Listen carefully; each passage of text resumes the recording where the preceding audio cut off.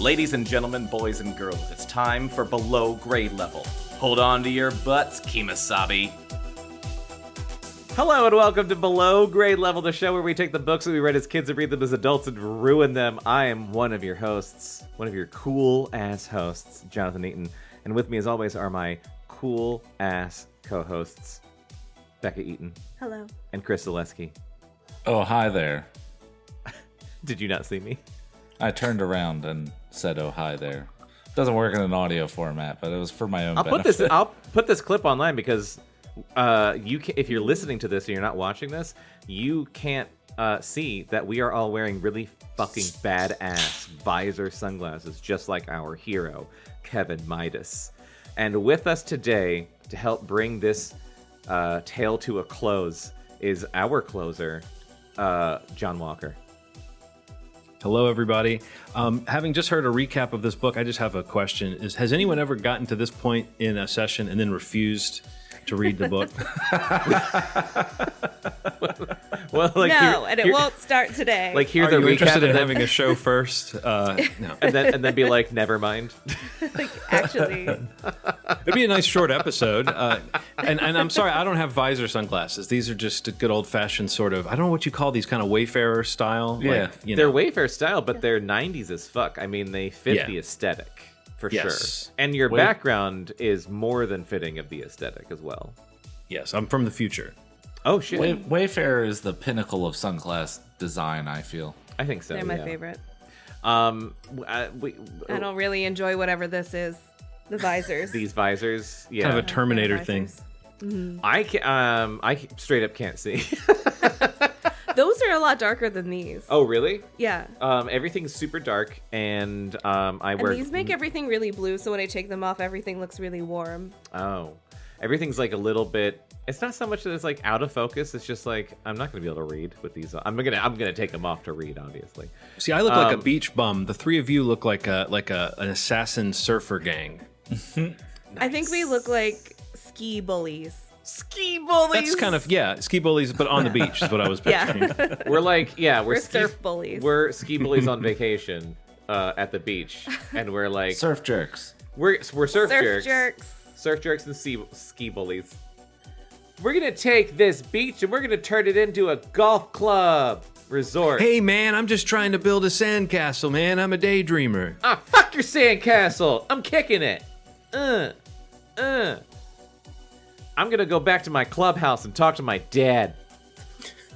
Because he's funding it. This whole thing.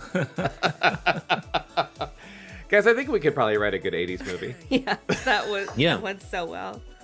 I was trying to think of stuff about surfing, but I don't know enough about it to be a surf jerk. Gotta ride the wave, bitch. If you're a surf jerk, that's what you say. All I know is I'm not taking mine off the whole episode because my future's so bright. You gotta wear shades.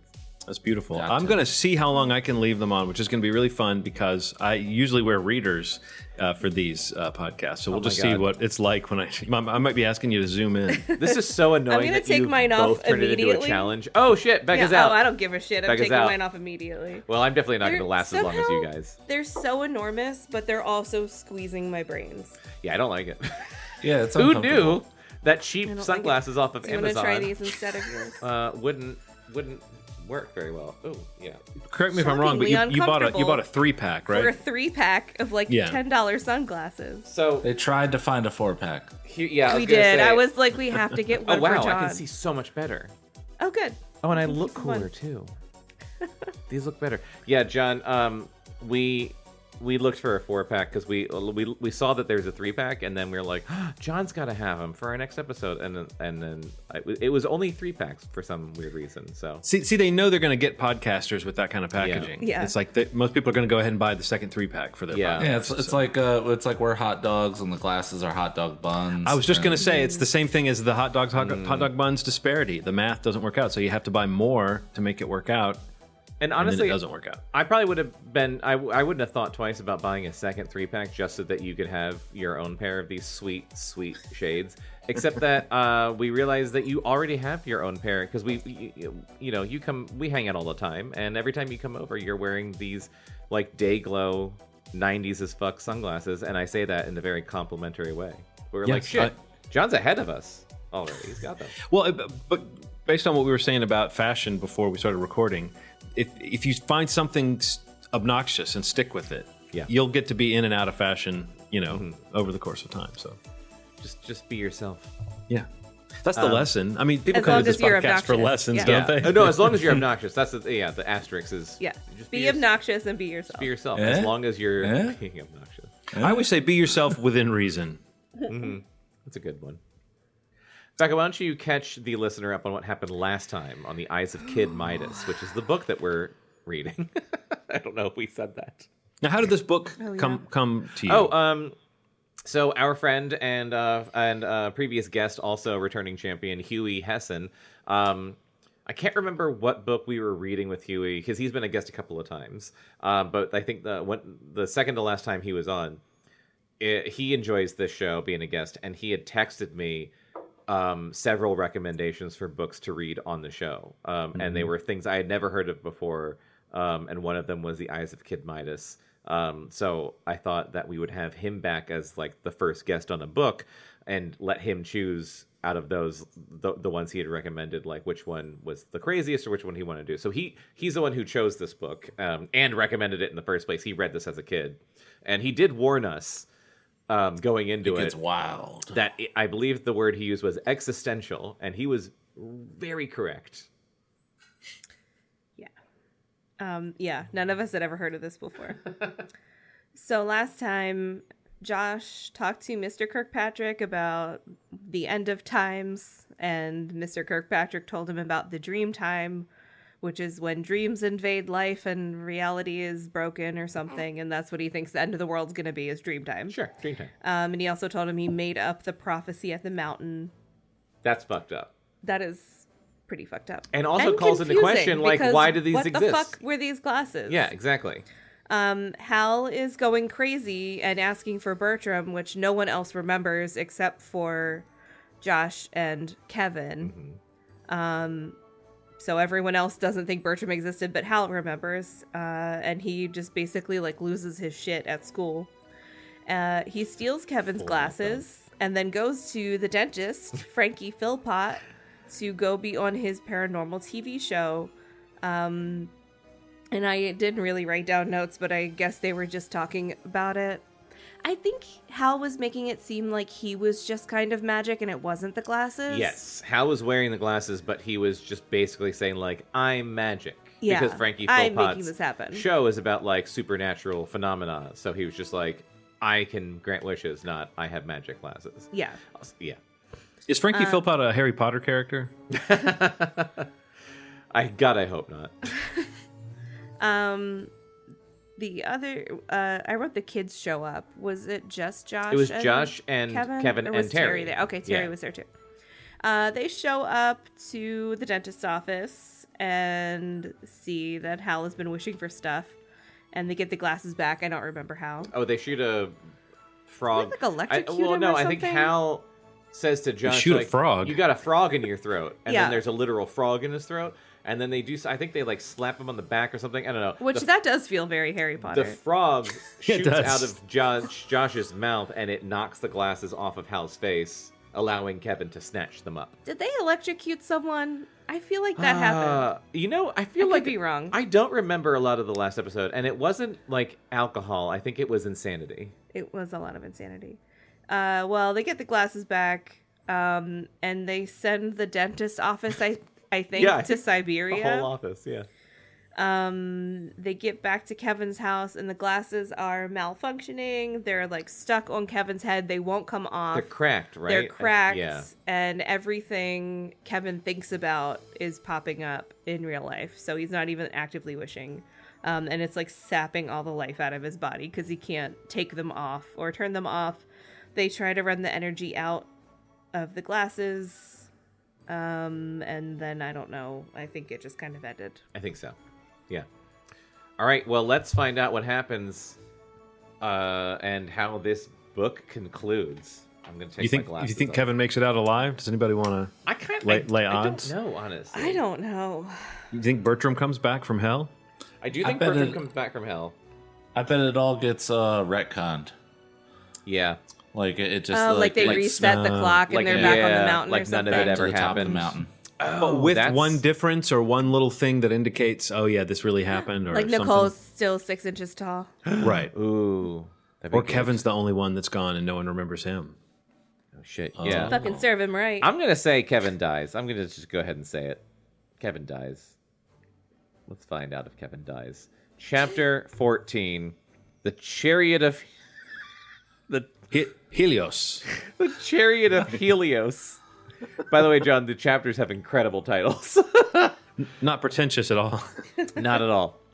Kevin was hauled out of sleep by his alarm clock at 7 in the morning. Even before opening his eyes, he knew that the glasses had begun to charge. They were feeding on the sunlight that was shining through his window and hitting his face. The crippling weakness he felt the night before was already gone, and when he opened his eyes, all seemed right with the world.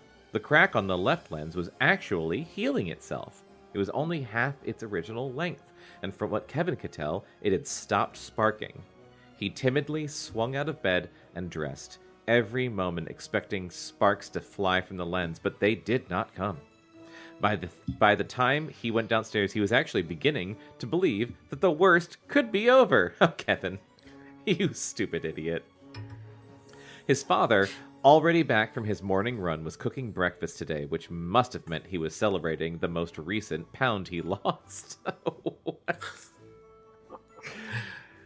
I have a craving for waffles and whipped cream, he said. Lucky us. Oh, wait. Oh, no, I'm just going to do that again. Lucky us, said Kevin's mom. Terry had already scarfed her first one down and was waiting for a second. I want waffles and whipped cream. I know, right? The moment Kevin came into the room, she eyed him like a hawk. Feeling okay, Kev? She asked. Couldn't be better. Early to bed and early to rise, said Mr. Midas. A good night's sleep never hurt anyone. He dropped a waffle on Kevin's plate and squirted it full of whipped cream. You must have been wiped out. Sorry, I don't mean to interrupt, Bekah, but I did not know that their name's actually Midas. Like, that's the last name of the family? Okay. Yes, I don't know if I caught that before. Kevin Midas is the real name. Okay. It is the real name, and it's just funny to think that all of their names are something Midas. Right. Yeah. Like, that's what I'm saying, is that Kid Midas seems like it's just metaphorical. Yeah. It's almost poetic, but then if it's like that's their name... No, that's a straight-up name. But that's like Doctor Strange's name being Stephen Strange. You know what I mean? They're like, oh, that's real. Oh, okay. Yeah. It would have been funny if he was like, it's pronounced strong. Yeah. Or if he just changed it to Dr. Weird when he got the powers. Used to be Shithouse. I like your glasses, commented Kevin's mom. They're very sharp. Thanks. I can't stand them, mumbled Terry. I wish they would shrivel up and die. Damn. 4 people highlighted this next sentence. Oh, I love that. Terry, said Mrs. Midas, if you don't have anything nice to say, then stuff your face. That was worth highlighting? Yep, gotta remember that one for later. That's not even the insult my daughter. That's not even the phrase. She plopped It's a classic line. She plopped the remainder of her waffle on Terry's empty plate, then got up to clean the eggshell and Bisquick mess Mr. Midas had artfully created. She turned on the radio above the sink, and revolting Muzak with a capital M filled the room. Mrs. Midas claimed that this sort of music helped her window box cuttings grow. Music does help plants grow, It does. Actually. It doesn't have to be terrible music. It can just be any music. Well, you know what's We're funny? finally getting character development on the mom. Yeah. Well, she likes music. Muzak would actually help plants grow less than like heavy metal, because the thing that helps them grow is vibration. So like the louder and crunchier the music, the more the plants are going to actually grow. That's just science. Music is like the school report on softest. that. You're right. The softest, most like wispy music in the world. Yeah. Yeah, they need AC/DC, which is what I played to my plants when I did I that thought you as did a Led science fair Zeppelin, project. but it's AC/DC. There used to be AC/DC. That's better to play, yeah. There used to be a building in Birmingham that was like an office building that had the Muzak like logo and name on it, and I always wondered like it wasn't like big enough to be like a studio where they would make the music, but I always wondered, it's like, is this like an office where they license Muzak? You know, because it used to be I think they used to be the only people that like piped music into grocery stores and stuff, and now I think there's lots of different services that they use. Yeah, I mean, Muzak, like capital M Muzak with a K, is like when you say Kleenex when you mean facial tissues, but Muzak literally, that was a brand. But they didn't play it on the radio, did they? I don't think they played it on the radio. I don't think it ever got played on the radio. I think occasionally maybe that kind of music, one of those like that's just the Living Strings or Yeah, A Thousand Voices, easy one of those listening. bands would have a radio song, but that it song was almost Daylight? always like pop music that had been Daybreak. softened Daybreak. Yeah. into mush. Yeah. Yeah, it's just like light jazz, Yeah. but yeah, now you go to the grocery store and it's just 80s Millennial bops. But millennial bops, and I'm It's not even 80s anymore. It's not even 80s. It's just songs we know. Yeah, I just go in. I'm It's just like songs we do all at right. karaoke. Yeah, Right. Yeah, Picking it's out bye, eggs. bye, bye, but it's pronounced B-U-Y. Oh. That's a commentary on Mrs. capitalism. Hold on. Currently, it was winding down an unnatural violin version of "No Money Down, Dead Man," one of Terry's favorite heavy metal songs. What? What? I'm going to be sick, commented Terry. Yeah, please let me know if that's a real I song. am looking it up immediately. As she did every time her mother turned the station on. For a I moment, don't think it's real because it sounds like the kind of fake shit that a writer comes up with when they think they're coming up with something that sounds like a heavy metal song, but that doesn't Yeah. sound like a heavy metal song. that's Yeah. not the name of a heavy metal song. You know what? Those would be two separate songs. No Money Down sounds like a heavy Yeah. metal song. Dead Man sounds like a heavy metal Yes. song. Or like Together? No Money Down by Dead Man. Yeah. By Dead Man. That is not a real. I'm Or so Dead sad. Man by No Money Down. I'm so sad that that's not a real song. Anyway, go It's on. okay, you can write the lyrics for it later. No money down. She said that so you wouldn't right You now. got it. Yeah. You did it. And we've No, accomplished wait, the task for a it's moment. No, comma, money down. Oh, God. For a moment, Kevin was able to forget his troubles, and he smiled a big whipped cream grin. This book does a lot of gross stuff with food. Yeah. These dumb family mornings were something he had never appreciated before. The author. These dumb family mornings. Love this author. He's Holy actually shit. amazing. It's good to be back to normal, said Kevin. On the radio, the song changed to a flowery choral version of Sunrise, Sunset. You know, that classic metal song. Wait, that is a real song though, right? I don't Sunrise, fucking Sunset? know. Mom sang along, and that was always bad news because Mom never remembered the words quite right. That is such a mom thing. That's a real That's mom perfect. thing. Sunrise, sunset, mumbled Mom. Sunrise, sunset, quickly, day by day. I guess those aren't the words to the song. Oh, it's from Fiddler on the Roof. Oh, Yeah, that's a real are those the song. words? Like, Yeah. That's weird to mix and match real with fake. They're like, we can take Fiddler on the Roof, but we have to make up a heavy metal song. Yeah. I will not look that up. Yeah. Well, this was written probably pre-internet being a reliable source, so yeah, you wouldn't have been Yeah. able to just find information. Or it was Normal. written pre-internet. I didn't know, when was it written? Normal. There's nothing normal about this family, remarked Terry. With or without your glasses, this place is a nut house. Mr. Midas sat down with an oversized waffle and made it disappear beneath a mountain of whipped cream. I love that this is the craziest morning they could think of. It's a mom getting lyrics wrong and a dad making waffles. How do you Waffles. make This an is so oversized wacky. waffle? That's what I want to know. Yeah, the waffles It's come in a- a thing. it's- It's a specific container to It's make a it. specific It's- It's container. not like a die pancake cut. where you just do whatever the fuck you want. Like it's like when you watch those videos of them making records and there's like the extra shit on the edge Yeah. that you have to cut off. That's all it would just be goop. Maybe I on love it's it. those just goo to the videos. sides that are coming out, and he doesn't trim it off. Yeah. I would watch just hours of people making records. That is really cool. That and rug cleaning. Yes. Mr. Midas. I just watched a rug cleaning video earlier. So sorry, Bekah. I- We're never I gonna get through your just- page. It's what we do. We interrupt. I just feel like I've been reading this page for 40 You minutes. absolutely have been. And I like to watch those videos before bed. They are very soothing. Whipped cream. While Mom continued to sing. Okay, here, have fun singing that song. One season, da dee dum dum, lifetimes of happiness, my dear. And then the morning was shattered by a single thought, one spark that sprang from the hairline fracture in Kevin's glasses. Terry saw the spark and put her fork down.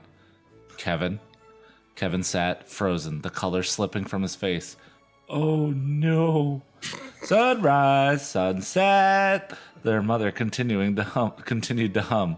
What did you do, Kevin? Humming words? What were you thinking about? Humming. Kevin swallowed. The song. I was thinking about the song.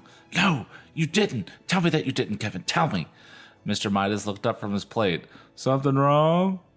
That's when Kevin's whole world went mad. The glasses, which had been gradually building up energy all morning, had finally begun to spark once more, with wild and random bursts. Kevin, your eyes! Shouted his mother. All right, she's now Linda Belcher. His father reached up and tried to pull the glasses off, only to find that they were no longer a fashion accessory. They were part of his son. Kevin! He screamed, terrified and light years away from understanding. Kevin, what have you done to yourself? No, Kevin covered his eyes and felt the sparks numbing his palms and twisting the world around him. With a spark, their radio was gone, thought out of existence as if it had been nothing more than a daydream. Another spark, and the radio station itself could not be found on any radio dial anywhere. Kevin bolted for the stairs. Kevin, his parents followed. Terry stayed. She stood slowly and peered out the window, the chorus of the old tune still playing in her head. The sun hung just above the electrical tower on the hill, and it was slowly sinking into the eastern sky. So he made the sunset and the radio station disappear and the radio disappear? Yes. Okay. It would be very realistic if ever once, like, he randomly thought of something and just, like, Cindy Crawford showed up. Yeah. It's like a real Cindy missed Crawford. Opportunity about that. Like Cindy Crawford and a T-Rex or something like that. Yeah. Yeah, Cindy Crawford on a T-Rex. And then he fucked both On a of them. T-Rex, even better. Yeah, and then he started. Then it's a real human centipede. Human, 2/3 human, 1/3 T-Rex. So I looked and saw that it was 1992. So I guess this is like right when there was an early nascent internet. So who knows? Maybe he could have looked up. Technically, maybe yeah, Al Gore did invent it before that. Yeah. I can't remember if they ever mentioned the internet. I don't Maybe think they have. Neal Shusterman could have looked up a real heavy metal band. Yeah. All right. But he didn't. But he didn't. He didn't. Well, if that one band He didn't didn't. have a page.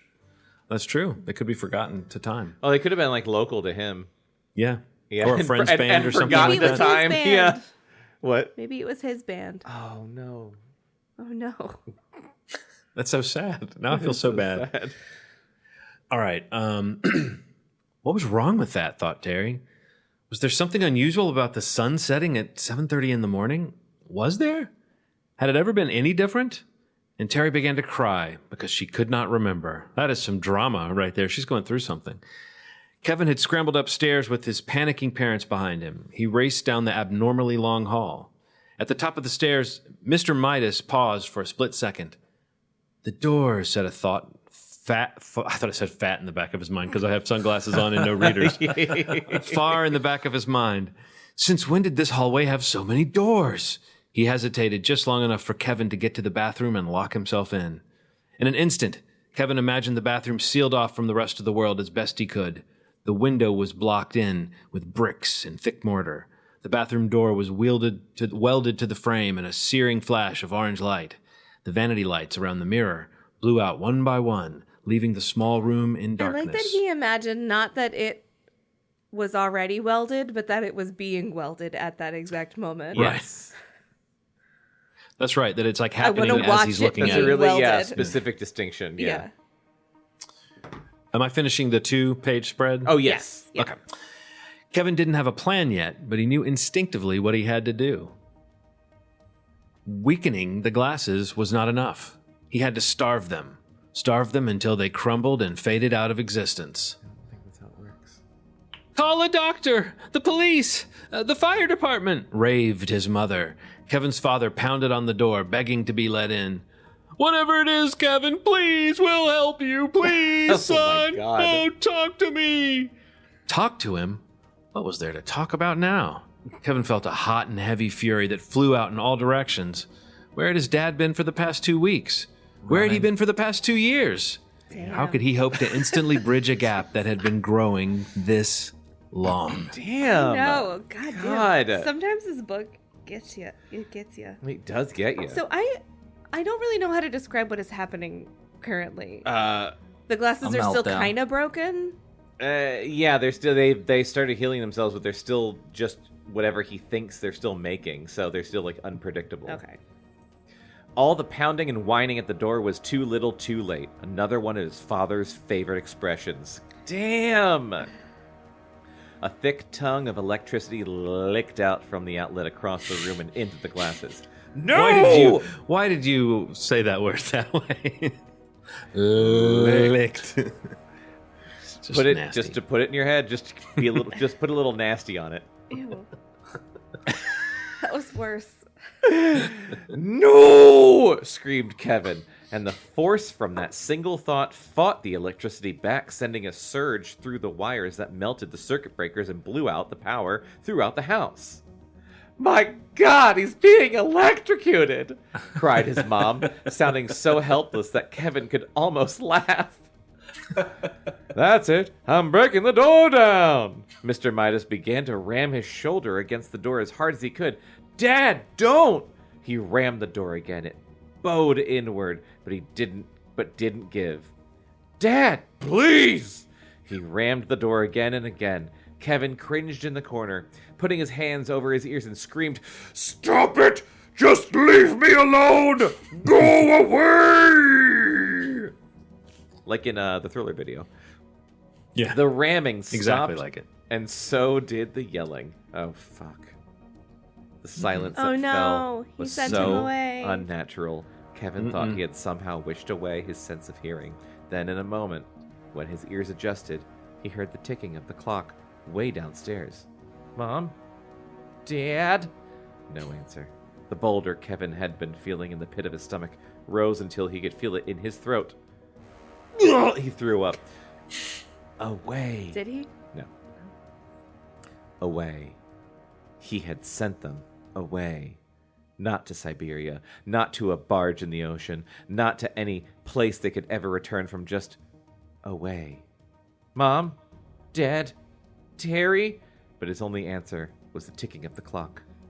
Sometime later. Or, meanwhile, I don't know. When Josh awoke, it was still dawn, and yet the clock read 8 o'clock. He had been asleep for 2 hours, but the sun seemed no higher in the sky. He paused the sun? It's the I know, dream time. he sent it back down. It's the dream but time. then I guess it didn't rise again. I don't know. But it didn't get darker either. I don't know.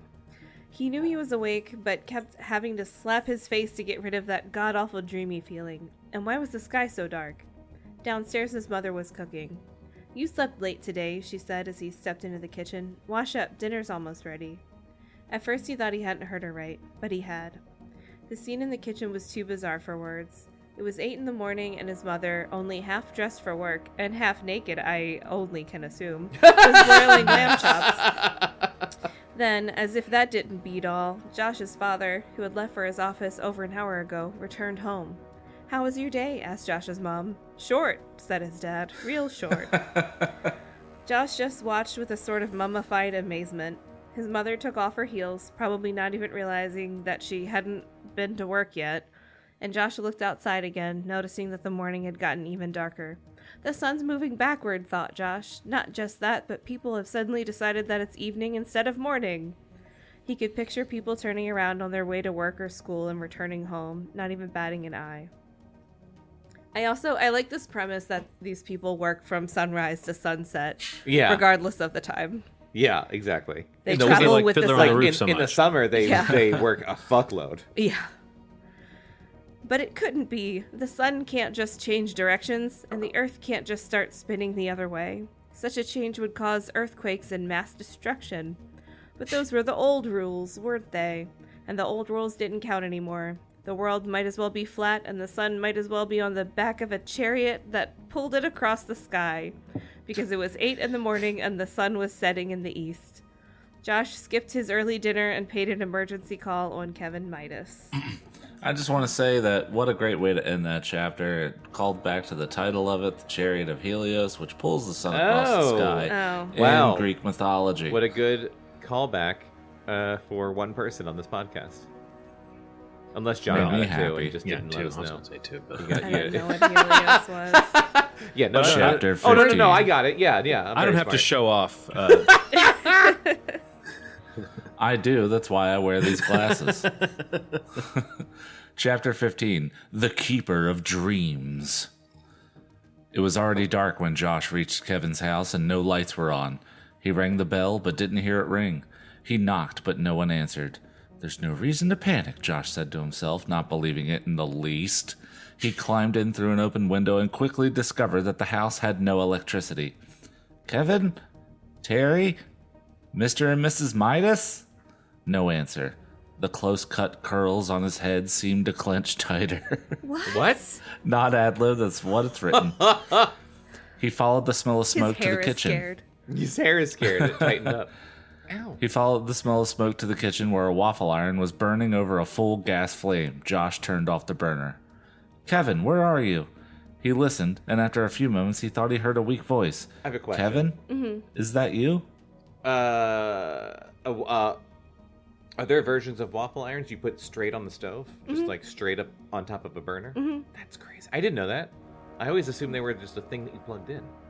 No, there was a time before electricity when Yeah, people you're still right. made waffles. It was That's- like cast iron and just a thing, and you close it. And I don't know there's a why I waffle find that inside. fascinating, but I do. Anyway, continue, Chris. All this waffle talk is really killing me right now. Like, do you want a waffle? Yeah. Yeah, me Yeah. too. I don't even know where to get waffles. We don't have a waffle We don't have a maker. waffle iron, but I want to buy one now. Go on. An old-fashioned one, or one of those new electric ones that you grew up with Or because perhaps you're so one you put fancy. over an open flame. Honestly, I'd rather an old-fashioned one because I feel like that would take up less space than one of the ones that you have to fucking plug That's in. true. Like a, We used to like- put ours out in the sun and have to wait all day for it to heat up. Back in my 'Cause day, it was colder we made then. waffles with the With the power of with Helios. the power of the Helios. We had a giant magnifying glass that we would put the waffle iron under. The chariot that carried the sun drove past everyone's house, and you would put your waffle iron out when it was your turn. We It's just just a like the waffle milkman. You'd have to wake up at 6 a.m. Get your batter ready, motherfuckers. Put Got all your vitamin D at the same time. You had the milkman drop off the milk, and then the sun guy. Oh, shit. It was- Good guy. It was Sun my guy. job to run down the street in the morning and say, "Suns are coming!" Oh god, you're like Paul Revere for waffles. And I was banging on a waffle iron with like a wooden spoon. Except it's cast iron, so it's just It's just kind of a nice thunk. it's just like a dull thud. Well, it was morning. You wanted it to be a little gentle. That's true. Yeah, that makes Right. sense. There's a guy with a louder. There's There's a guy with a louder pan who comes along like 15 minutes later. Yeah. Guys, we had Like, fun. this is your It's second like alarm. 10-minute warning. Yeah, right.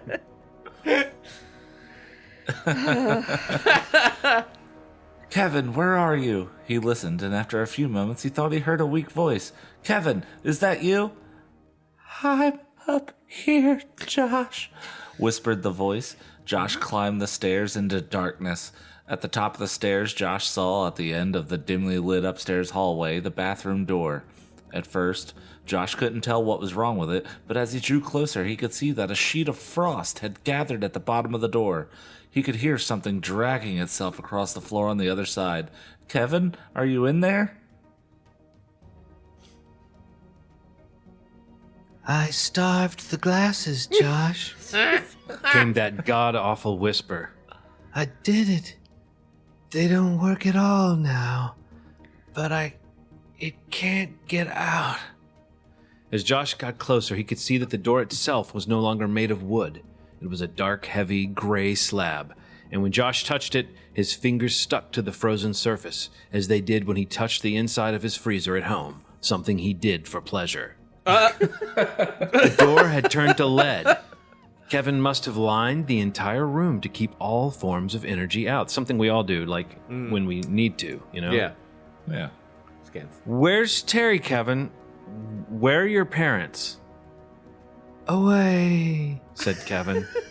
Just away. Josh didn't like the sound of his answer. Bertram, not between. I really need my readers.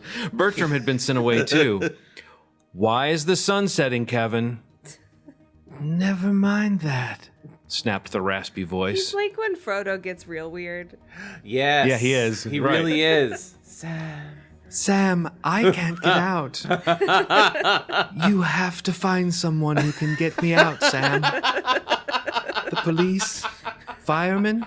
Anybody. I'm so glad you're here with me. He didn't say that. Because I think I'm dying, Josh. Josh took a step away. The possibility had never been discussed, but Josh had feared it all along, that Kevin would abuse those glasses until they killed him. You gotta help me, Josh. He should have taken the glasses away from Kevin as soon as he knew what they could do. He should have buried them at the base of the Divine Watch, so deep that no one would ever find them. But he hadn't, and now everything had come around full circle, back to him. Josh held the solution to the whole problem in his hands like a heavy, dark sword. Just like Samwise. just like Samwise. Like a heavy, dark sword. You know everything Yeah. 12-year-olds can relate to. Yeah, of course. Does that mean Kevin... Josh Talks is like, I just read Lord of the Talks Rings. like I got Kevin, this. if I let you out now, Mr. Frodo, I have to get... if I let you out now, the glasses will start working again. Some things are still worth fighting for. No, the glasses will start working again. Things will keep changing. We'll worry about it later, Hissed Kevin. Save me, Josh. Jesus. Josh tightened his hands into fists to stop them from shaking. He banged his head against the wall. Wow. Hoping to knock some sense into it. Or at least to knock himself out. Wow. So that he could lose himself in his own dream world instead of Kevin's. Josh, are you there? There were two truths on the edge of Josh's sword. What? What? His dark, heavy sword or whatever. His the fuck. dark, heavy sword. Obviously. Good the for first, Josh. The first truth was that the only way to save the world was to remove Kevin Midas from it. I'm sorry, my eyes went wide. What if Sam just reading killed that. Frodo? It's better this way, and he smothered him with a pillow. Yeah, it just cracks his neck. The other truth was that he loved Kevin like a brother. Share the load. Tears exploded from Josh's face, and he squeezed his eyes to hold them in. I can carry you, Mr. Kevin, is what he said. Josh! I can't wear your sunglasses, but I can wear you. What? Josh, why won't you answer me? Josh could not. I love doing this now. I love that Josh is Samwise. I wish and that, we had done this from the start. Yeah, if only this we was knew. the only time it made sense. Yep. Josh could never win this one. If the solution was like a sword in his hand, what? Then no matter which edge he used, the other edge would cut him down as well. What? Whether he saved Or you just Kevin... say it's a double-edged sword. Yeah, It's a right, common exactly. turn of phrase. There's a saying for that. But also, that's bad swordsmanship. If because you have a double-edged sword, you cut yourself down. You're not like holding the sword to your chest and Yeah. then body slamming somebody with it. Yeah, if only there was a turn of phrase that would convey what he's feeling. Whether he saved Kevin or the world, he would have to suffer with his decision all his life. With two choices, each worse than the other, Josh knew which one he had to choose. Josh! I'm here, Kevin! Are you getting help? I just called the police, said Josh, pushing out the lie like a bad piece of meat. Pushing it out of what? What do you push bad So meat like out of? You know, your penis. Like a painful putty? poop. Your penis? Eat a don't bad know. piece of meat, you have a painful poop. That's how it works. Yes. You don't know that when we eat bad meat, Bekah, we have to push it out our penises? I'm so sorry for you. I know. I'm surprised so you've been married to awful. a man all this time and didn't know I guess that. it's just one of those things you never want to learn about the other gender. And you know, we don't talk about it. We're I not don't happy blame about you. it. That's horrifying. But it's why we like Slim Jims so much. It's because they're a little easier. Oh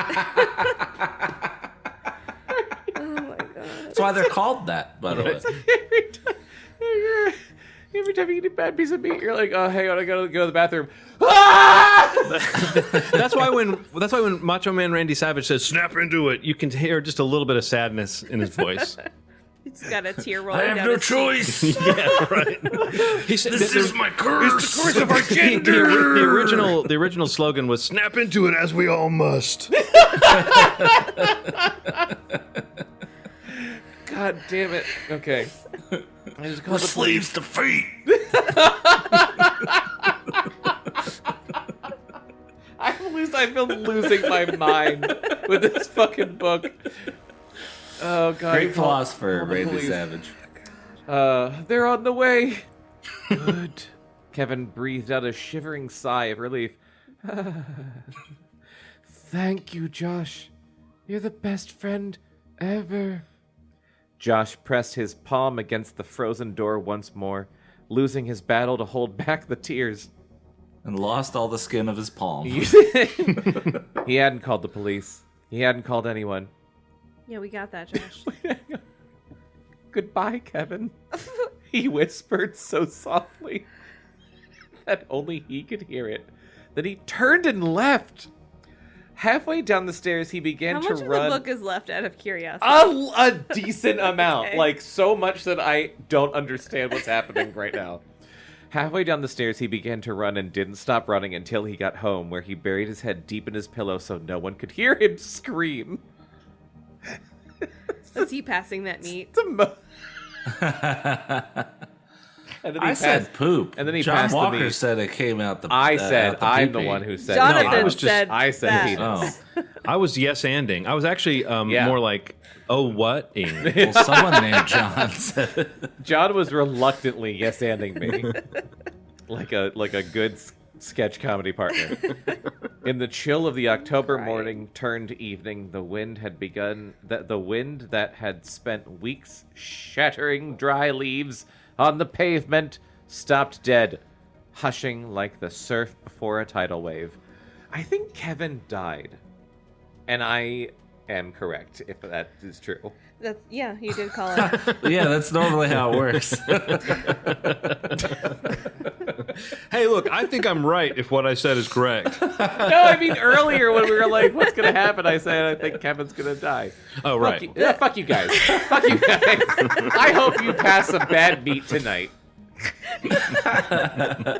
Almost a guarantee, my friend. I need like an intermission. Very, Like, Bekah, what would be the comfort activity that you would resort to sort of right counteract? now, I'm just gonna go Yeah. scream under my Anything pillow else? like Josh is doing. Just gonna go scream and cry. The cloud cover that had been spreading out steadily from the Divine Watch for 2 weeks had at last reached the town of Ridgeline. Single drops of rain began to fall, dampening the ground and preparing it for a sheet of rain still 10 miles away that rolled south like a wall of water. Meanwhile, in his tiny dungeon of a bathroom, Kevin lost all track of time. He drifted half-conscious through the loneliest, emptiest expanses of his mind, a dim universe growing dimmer by the minute. Then for a moment, perhaps the moment before dying, Kevin regained his senses and realized where he was. It was much later now. Kevin could tell that it had been a long time since he heard from Josh. "Josh!" he tried to yell, but all that came out was a wheeze of air. He pounded on the door, and it rang out with dull, leaden thuds, but no one was there. If he closed his eyes now, he knew it would be for the last time. But wasn't this what I wanted, thought Kevin? To kill the glasses at all costs? Maybe not. There was something he wanted more than that. He wanted to live. Kevin hadn't known that his will to survive could be so strong, so overpowering that it turned his fear into fury. All that mattered was getting out and getting warm, and both those things required giving the glasses whatever they needed. Cool, good job, Kevin. Mm-hmm. There had to be a way out, but how? Wishing wouldn't make it so. The glasses were powerless now, and he had sealed himself in there so well it would take a battering ram to get him out. If he were going to live, then the answer had to come from him, and it had to come now. Then, all at once, the answer did come. Gross. It was so simple, so amazingly simple. Kevin couldn't believe that it had taken him so long to think of it. If he had just jerked off once, he would never have needed the glasses to begin with. That's in there. I want listeners to know that you didn't add that. As written. Kevin I've never dragged been him. so annoyed a child didn't die because I wanted to be right. There's still hope. There's a lot of pages left. Yeah, We got like 20% of the book left. that's insane. That can't be. Kevin dragged himself across the icy floor to the bathtub, and with frozen fingers that could barely move, he turned on the hot water faucet. The frozen pipes clanged as the water tried to force its way through. Kevin thought it would never come, but finally cold water began to pour into the tub. Degree by degree, the water slowly grew warmer until it was scalding hot. It flowed from the faucet, bubbling with heat, filled with energy. In the dark, Kevin kept his distance as the bathtub filled, so the glasses wouldn't begin working too soon. Then, when the tub was full, Kevin stared at the dark door with a look of sheer determination. He focused all his thoughts on getting out of that awful room, and then he touched his fingertips to the surface of the water. Meanwhile, Josh heard the explosion 5 blocks away, and What? he instinctively knew it was Kevin. What? I think we're going to have an Akira situation here. Oh my gosh! I hope so. What the fuck? He flew out of the house, sprinting down the street at top speed toward the wall of rain clouds that loomed over the edge of town. He charged through backyards and crashed through hedges on the shortest route to Kevin's place. He could see from halfway down the block that the front door of Kevin's house had been blown off its hinges by the force of the explosion. Shards of glass from the broken windows lay in the street. Josh raced inside and took the stairs, 3 at a time. "Kevin!" he screamed. "Kevin, where are you?" All that was left of the upstairs bathroom was a gaping hole. That and a bathtub full of solid ice. "Kevin!" Through the huge hole in the wall, Josh could see the backyard, the brush-covered hill beyond, and the massive electrical tower that stood atop the hill like a giant Christmas tree. That was where Josh spotted Kevin. He was climbing the hill toward the tower that brought in Ridgeline's entire energy supply. As soon as Kevin's eyes had adjusted to the faint light after the explosion, he had begun his search for energy.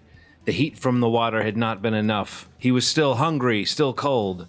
The glasses would fix him, but only if they had the energy.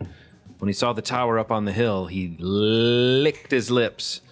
Such a tremendous source of power was the perfect place to feed himself Doesn't it and feel the good to glasses. say it like that? It really does. I'm going to do it forever now. Good. As far as Kevin was concerned, it was the most beautiful thing he had ever seen. Halfway to the top of the hill, he heard Josh behind him. "Kevin!" Josh screamed. "No!" Kevin doubled his speed, scrambling through nettles that scraped his arms and legs. Not nettles. Not nettles. No one was going to stop him from reaching the top. He was going to get there. He had to. "Kevin!" Josh screamed again, closer now. Kevin didn't turn around. He could already hear the electricity humming through the wires. The nettles thinned to a bald spot atop the hill, out of which sprouted the 4 legs of the great steel beast. Kevin, unable to catch his breath, now dragged himself between 2 of the tower's legs, as if crossing through the gates of heaven. This book's fucking amazing. It's so good. But a demon had grabbed his leg, holding him back. What? "I can't let you do it," Josh yelled over the electrical whine, locking himself around Kevin's legs like a ball and chain. "I won't let you!" Kevin kicked and struggled. "Get your hands off me!" he screamed. Kevin then reached his hand out and pulled a pine cone out of thin air. Oh, Jesus I didn't Christ. expect that. This is that's a callback to the first chapter. Yeah, the Okay. bully shoved a pine cone down Kevin's throat. Wow. You're Down his throat. You're Not down his throat, just in said his mouth. Kevin. Oh. A friend wouldn't have Seems left so me like disappointed. that. He brought his hand down, forcing the entire thing into Josh's mouth, as Bertram had done to him 2 weeks before. Josh squealed a muffled cry of pain and loosened his grip just enough for Kevin to kick him away and scramble to the nearest leg of the tower. The electricity was buzzing in Kevin's ears like 1,000 sirens, promising him the world. Josh plucked the pine cone from his mouth. "Kevin!" If you come any closer, I'll turn you into a snail. I swear I will. Kevin turned from Josh and reached for the tower. "If you do it, it'll be the end of everything!" yelled Josh. "And you won't be able to blame that on the glasses, because you'll be the one who did it, and then you'll be worse off than Bertram." I don't care. Kevin growled. Then he added, I already am. and with that, Kevin firmly clasped the ridge of the girder. Not the ridge. I feel like Could have just been clasped the girder. tower. Just say tower. Just say he grabbed the tower, grasping the ridge of the girder. I'm just like, okay.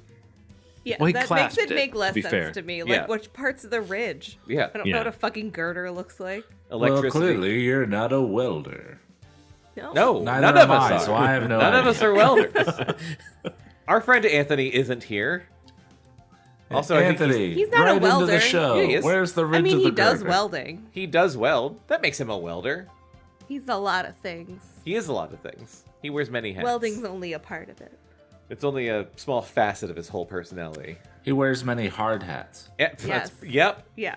Anthony, if you're listening, we love you. He's not listening. You're clearing your throat made that sound so insincere. I know that you mean it. I truly love him, though. Throat clearing made it sound like the biggest fucking lie. Oh no, Anthony! If you're listening, I really love you. He's not listening. I know Yeah. he's not listening, but now I need him to know. I'm gonna. You're gonna text him immediately. No, I'm Send gonna. him this clip. I was just gonna say I'm gonna make this a clip and I'm gonna send it straight to him. I'm gonna put it on TikTok. You know what I'm gonna do? I'm gonna put it on TikTok and then I'm gonna send it to him through TikTok and then he'll be like, "What?" That's what's gonna happen. He's gonna say He's keep just my gonna be name out of like, your mouth. what is this, radio? Guys, if you knew our friend Anthony, this would be hilarious. Since they don't, we should move on. Electricity instantly shot down the tower and surged into the glasses. The rush was more than Kevin could have imagined. He came hard. He could feel his body and spirit inflate like a balloon. The glasses lapped up the energy, focused it, and sent it surging deep into Kevin's mind. He had never felt so completely energized. He never knew it was possible. Because he never jerked off. Am I right? Yep, that's my theory. Then something went wrong. The joy became so intense that it began to burn, and the glasses, unable to bear the overload, started to crack again. Hairline fractures, like the spider web of a smashed windshield, spread across the whole surface of the sleek glass blade. Josh, just 10 feet away, lay on the ground, shielding his eyes. He looked up when he heard the crackling, popping sound of the glasses as they fractured, but still the current of electricity fed them. Then at last the wire supplying the tower snapped, and with an earth-shaking shudder, the arms of the tower melted down into twisted black stubs. The city below was plunged into darkness, and the power supplying the glasses finally died. Josh could see Kevin now, standing on the scorched ground, looking more like a light bulb than a 13-year-old boy. Kevin's whole body seemed bloated. It's pretty good. Like a light bulb. His top was wider than his bottom. He was top-heavy. Kevin's whole body seemed bloated, as if he had swallowed an entire ocean. My God. That's a lot. Yeah. My God, thought Josh. All that power is still inside of him. But it couldn't stay in there for long. Josh knew what was about to happen, but all he could do was watch as Kevin Midas became the gateway to the dream time. Fuck and I off. just need to What? pause and take a sip of whiskey after reading Yep, that. that's a lot. I don't blame you. Although this is like, it's kind of smart what he did. Because he just went and like blew the power. So where are the glasses gonna get power from now? I was He in the bathroom overloaded when them. this was happening. So Yeah. was he going to charge them up, or was he going to take all the electricity away? Because it seemed like he was being really selfish and was just trying to. Oh, it does seem like he was being selfish. It's Bit like of column A, bit of column B. he touched the water, and then there was an explosion, and then Kevin caught up with him and got to the house, Josh caught up with him, Yeah. and the house, like Kevin was gone, and he saw through the like a hole in the wall that Kevin had gone to the tower. So we didn't really see the moment when Kevin decided that's where he was going. Okay. Okay. I don't know why I'm taking notes. This is the last episode, hopefully. When Kevin could no appreciate longer hold in his ocean of energy, his mind exploded, blowing out through the fractured lens like a fiery supernova. Also an ocean, because we love mixing metaphors in this book. Yeah, why not? Josh saw shockwaves. What's a supernova if not a space ocean? That's a great point. Josh saw Deep shockwaves thoughts of with Jonathan Eaton. radiate out make a from where t-shirt out of Kevin that. stood. Colorful surges like the northern lights that twisted space and time. Day changed to night, changed to day, over and over. Stars seemed to swarm in the sky like fireflies, changing their positions in the heavens. It was like witnessing the creation itself, glorious and horrifying, the birth of Kevin's universe. Oh, no. In the valley beneath them, space stretched and rippled until it tore open, and from the breach were born creatures of splendor and terror, angels and demons escaping haphazardly out of Kevin's imagination. So, again, with that fucking Hellraiser imagery. I don't remember there being Hellraiser imagery before. That's one part of it. When he had that dream with Bertram in hell, and it was it was fish, but like it was like Bertram with a bunch of chains, and I was like, Hellraiser. Right. All the chains. But angels to some, demons to others. That's a Cenobite through and through. I only saw that one Hellraiser movie. I spent part of my unemployment watching every single Hellraiser movie, and so I'm pretty. I'm not a scholar like you are. I'm a pretty good Hellraiser scholar. Cenobites. It all seems somehow familiar, all these miscreations from Kevin's mind, things Kevin must have seen in movies or comic books. Josh could even swear he saw Godzilla stomping by on the horizon. My God, thought Josh again, because he's Professor Farnsworth. Are these My things... God. Thank you. Are these the things that go on inside your mind, Kevin? I was going to eat that mummy. It's my favorite quote in the entire history of the show. How could you live with them? How could you stay sane? But even as the thought occurred to him, Josh knew that the insides of his own mind must have looked pretty much the same. If I had gotten to the mountaintop first, he thought, I could be the one trapped on the other side of those glasses now. He didn't know which was worse, being the dreamer or being the dream. Jesus, no one highlighted that, but everyone highlighted the shove waffles in your mouth line. If there would ever be rules again, if the world was ever going to be pulled back out of Kevin's mind, then the glasses had to be destroyed now. So Josh leapt into the center of the chaos, right into the eyes of Kevin Midas. Josh threw his hands before him, grabbed onto the glasses, and the moment he began to pull, he felt something happen to him. What he had feared, what he had sensed from the very beginning was happening. The glasses were pulling him in. Josh felt himself withering, collapsing in upon himself until the glasses seemed to loom like an immense wall of glass.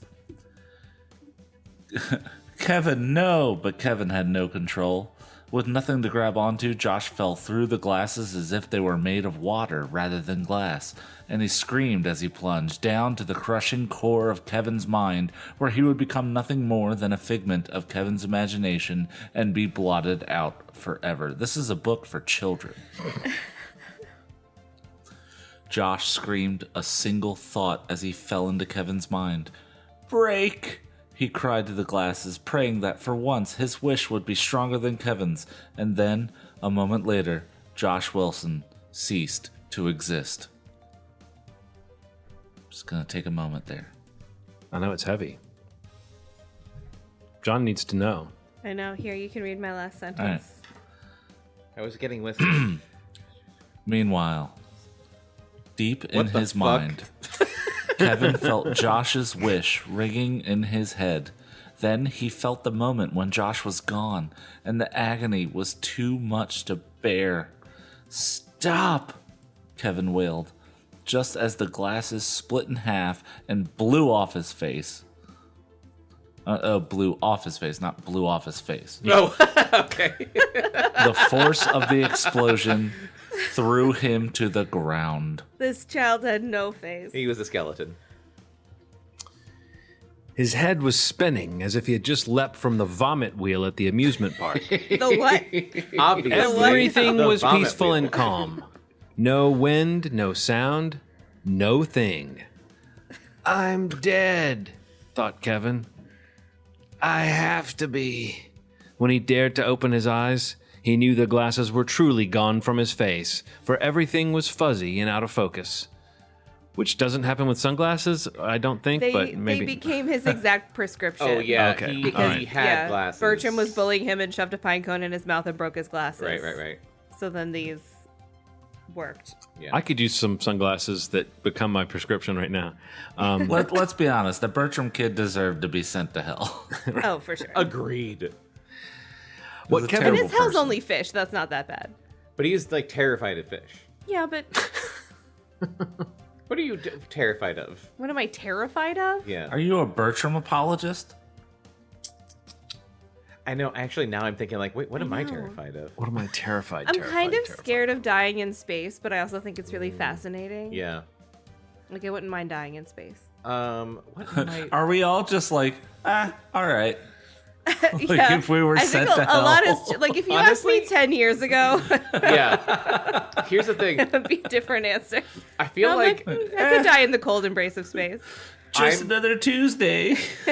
I'm accidentally having an existential crisis because Fuck, of this book. what I just asked. Because Yeah. I'm just like, what am I terrified of? And then the answer truly is like, I don't know, nothing. And I'm like, oh god. I'm terrified of being stabbed to death. Oh, Yeah, that's a that good would one. I'm just I kidding. mean, That's a fear. That's not really a fear. That's just an awful thing to happen to you. Scared of the house being broken into and like all my loved ones and cats Right. dying and Yeah. stuff. I don't have a true what is it, like thalassophobia or whatever, like fear of the sea, like that Yeah. kind of thing. I don't. Oh yeah, thalassophobia. Thalassophobia. I don't have that as like a true phobia. Like I'm not like scared of. I don't know. Like, you see videos where it's like they'll like, oh, look at this image, but like the thought of being in the ocean, in the middle of the ocean, that's fucking that. I think, which That's is similar another to thing. your space. But one. also, Yeah. similarly, I Yeah. find that fascinating. Like scary, but in a fascinating way. Oh, see, I just find it like helplessly terrifying because I think it's the hugeness of it and the you Yeah. shouldn't be here-ness of it that Yeah. I think can work on my brain because you are so totally Shouldn't be here. you're out Yeah. where in the ocean you're just out and it's not your element. because it's and not even like deep sea. it shit is the because, element like, of several other creatures that I are can't there. Go to With the space, deep it sea. I'd might be die scary and instantly. lonely. Yeah. But yeah, if you're just like if you were on a boat and you're in the ocean and you fell off the boat and then the boat left, I'd be like, well, this is maybe my worst nightmare. I don't know. Like this is one of my worst. This is terrible. This is That horrible. would be so terrifying. But I Yes. also just think it would be so interesting because it's not like an experience you could have otherwise. Yeah. And I'd rather die like that than just like getting hit by a car or something. All right. That's fair. It's a weird, I don't know, it's a weird Yeah. way to look at it, but I just think that like when would you ever see that in your life other than that moment? It would be like horribly fascinating. And it's just for you. but horrible, Yeah. but Yeah. fascinating. Just for me out there alone in the ocean or space or whatever. If you're listening, write in podcast@cactusrodeo.com. Tell us what your biggest fear is. Tell us what the thing that if you were sent to hell by Kevin Midas, what would your hell look like? What would you be surrounded by? Yeah. Or don't. You know who you are. You know what mine would be? People talking to me about Doctor Who. I just be at a party where I didn't know anybody, but I'm like there politely, and I'm just like, I can't leave. And then everyone's talking to me about Doctor Who. And or Taylor Swift. Like if there was a crossover Yeah. and people were talking about just a that bunch happening. of people talking about just a bunch of Swifties and Who heads. And I'd think And about you're that. wrong And that- for not liking and it. that went on for eternity. And I was like, wait, when's this party end? And they're like, I would never. prefer space. Floating out of I space. prefer the ocean. Okay. Sorry. Who the fuck is reading? What's happening? Yeah, I was about to say think we got John is. existential, and I completely Yeah, It's like I totally- think I'm yeah. afraid of most things Oh, no. because everything I just thought of is like, yeah, I'm horrified of that. No, I think that's disgusting. I don't want to be around that. I don't want to touch that. I don't want to talk to them. I don't want to go there. I don't want to be involved with that. And then I realized, yeah, I'm just a fear-based Just like man. a stranger, a person you don't know. And they You're not walk, carbon-based, And you're they walk up fear-based. to you and they I'm just start fear-based, like... right? Like if science broke me down to my core elements. What if just like a stranger walked up to you and just started like touching your lips, like trying to get their fingers in your mouth? Ew. All right, that might be my number one.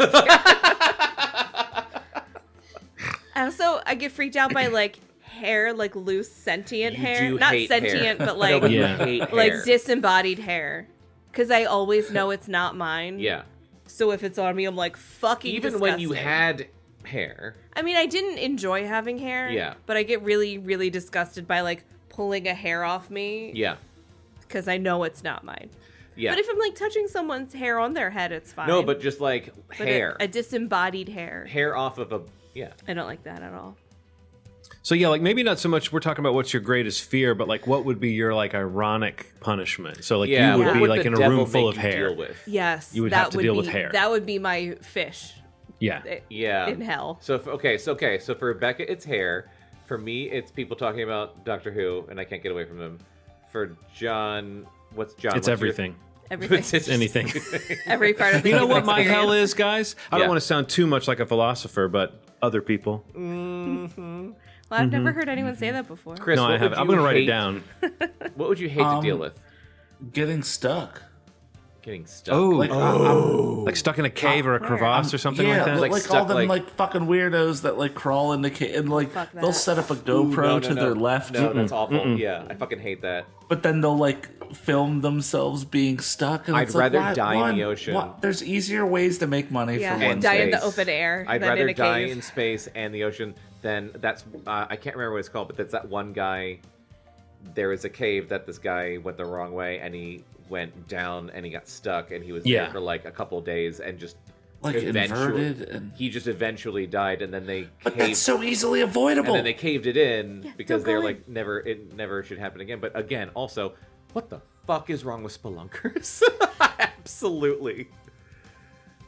You want to I die. feel like I've lost my breath just thinking about it. But I don't think that's like my main thing. I really don't know what my main thing is. You know, it's probably not smart for us to publicly admit what the thing we're most afraid of is.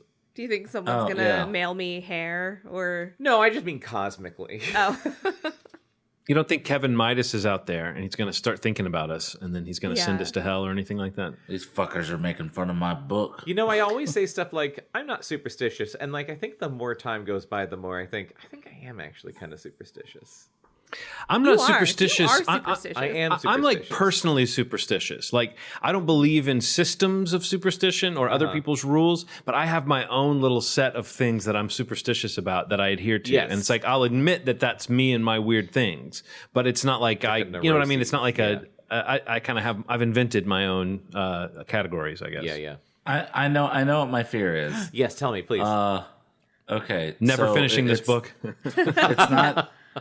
It's only mildly tangent-y. Is that all of my bad luck is actually for someone else's enjoyment? Oh, like you're Because then it's show? just going to continue to happen. like there's a it's like Clash of the Titans, and there's just like a Zeus somewhere watching you, Yeah. In and other he's words, just like, make this happen. okay, now. so that's my fear is that Yeah. God's real. Your fear And is he's that- somehow okay with everything that Your happens. fear is to that me. God's real and he's Greek. Like, oh yeah, yes, Chris. We had such fun watching you suffer. Well, Chris, I don't know if you know about this, but when Kevin dared to open his eyes, he knew the glasses were truly gone from his face, for everything was fuzzy and out of focus. What Kevin could see of the town below was not a pretty sight. It was still there, but it looked distorted, as if it had been squeezed through a funhouse mirror. It was not daytime nor nighttime, but both at once. Almost like a liminal space between daytime and nighttime called the evening. Through dense clouds of Or many colors. the dream time. Ooh, that's a better name. Can we call it the dreaming? Kevin swore he made out not one, but 3 different sources of light, as if the sun had multiplied itself, and nothing was moving. He's in a As once star before, the yep, silence that that thing you said. the silence that filled the air around him was unnatural. Josh, he called, hoping beyond hope that he would be there. He wasn't. Fragments of the shattered glasses were strewn everywhere, the powerful lenses useless at last. Kevin listened for a sound, any sound, that would break the stillness, but there was nothing. And then it occurred to him what his last command to the glasses had been. Oh no! Of all the stupid, moronic, idiotic things I could wish for, this was the worst! Just before the glasses had exploded from his face, Kevin had yelled, "Stop!" And they had obeyed their final order. The glasses had put the emergency brakes on, stopping time in its tracks and freezing everything forever like a snapshot. Everything, that is, except for Kevin Midas. And the universe was like, thank you. Chapter 16, 942. I don't know why I'm still taking notes. I mean, to keep sane, It is helping. nothing moved. It's like a tether to reality. But I'm writing Fun down thing to shit read that's later. crazy. Like, Kevin pauses the universe. Yeah. No, but don't you think, Bekah, like if we were in the dream time, if someone was writing stuff down, like you'd be able to look down and know, like, oh shit, if the stuff you were writing looked like script like that wasn't you're real taking- or something, Yeah. you know? Taking minutes for the end of the world. At least, Yeah. oh my God, that would be my job, wouldn't it? While we say idiotic things about pushing Slim Jims through our dicks.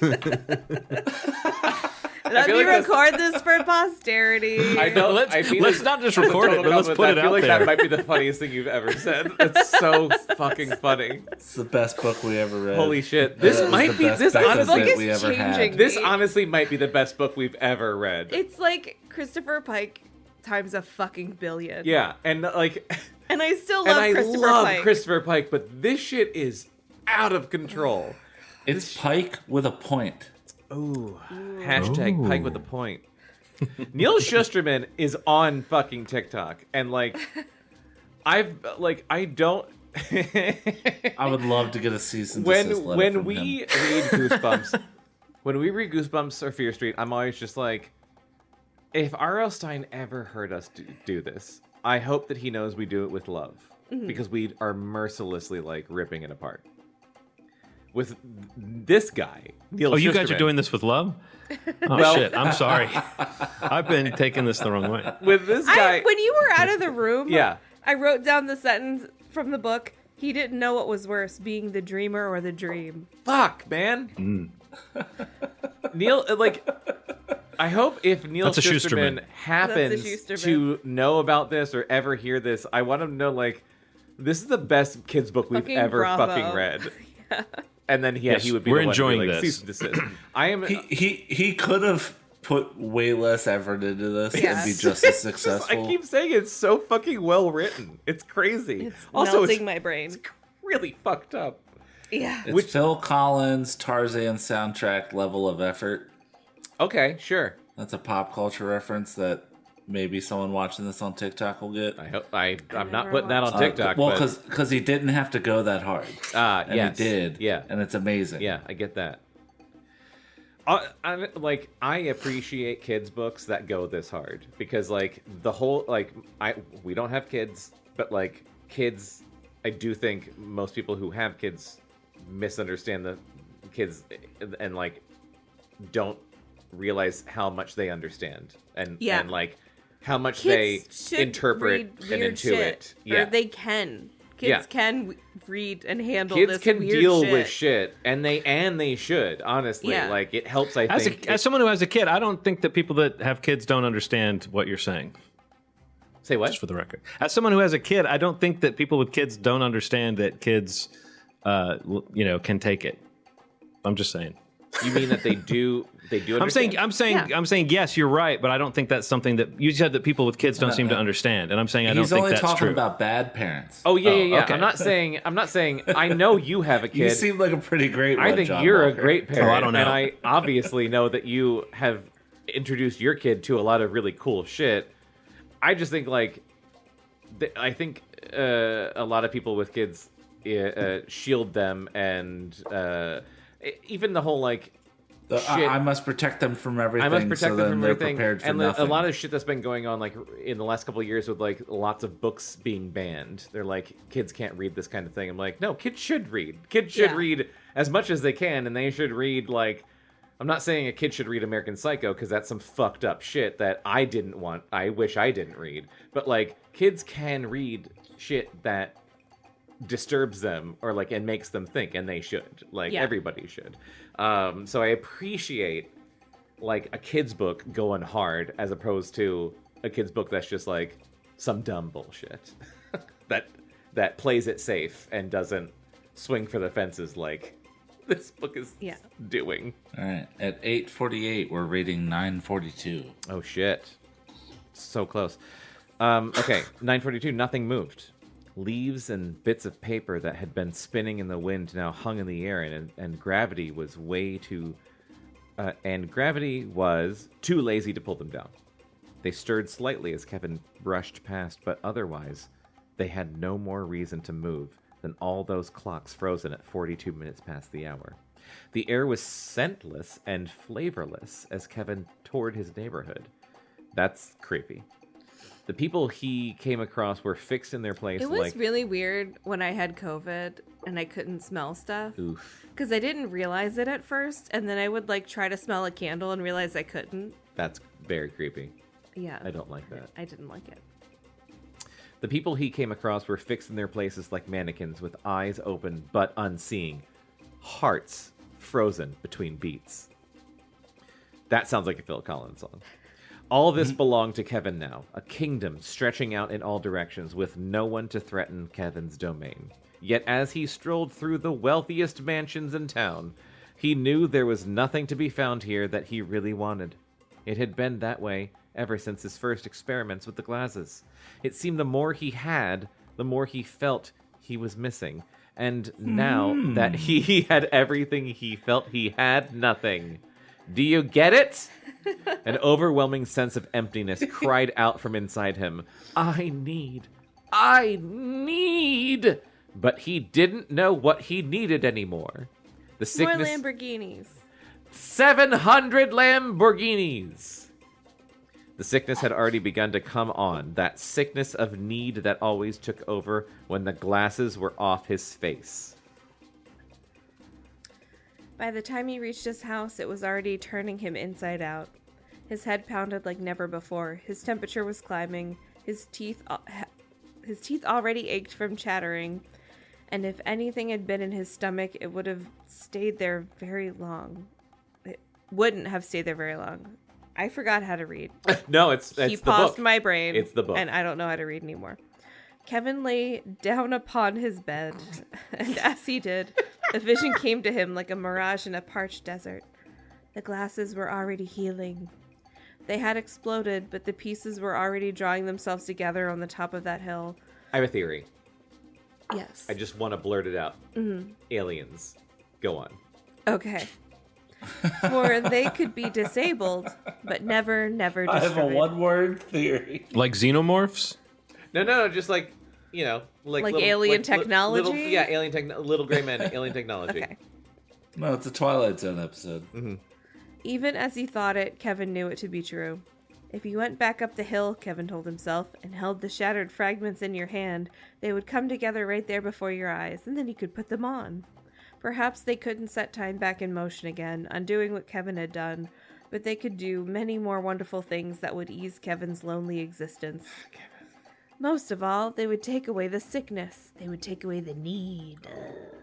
It's what every junkie thinks, man.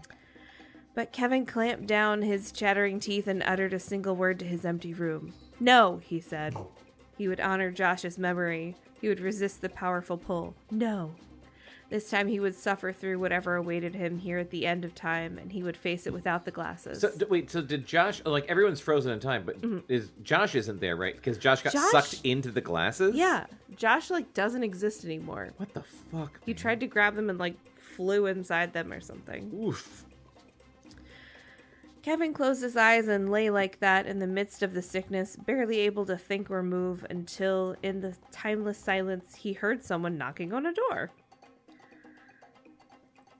Glasses repair. Not sometime later. This is the same exact moment, but there's a page break.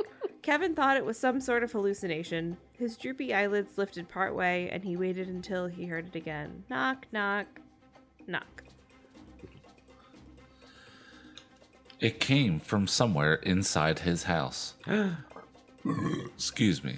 Kevin hauled himself out of his bed and into the hallway of many doors. Knock, knock, knock. It came from the second door to the right, a heavy whitewashed oak door that rattled each time it was rapped upon. Kevin had sparked out quite a few entrances to many places, and he had no idea where this particular door led. Freaking out when the glasses were broken, he made his house all weird and like Winchester Mansion-y and added a bunch of doors. I forgot about that, yeah.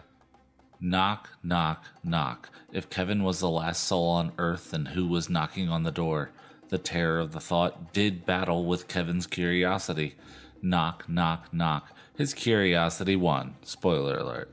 Kevin grabbed the brass knob and turned until the mechanism clicked. A breeze pushed its way through as the door opened, smelling sweetly of spring grass and trees. A man stood at the threshold. He was lean and good-looking, with a face not unlike Kevin's father, only younger. He was 23 or 24 at the most. He wore a bathrobe. I'm not ad-libbing any of this. Kevin thought he knew who this was, although he never expected him, with a capital H, to look like this. Under normal circumstances, Kevin would have felt awe and amazement, but then, under normal circumstances, he wouldn't have come face to face with God in a bathrobe. Fuck off.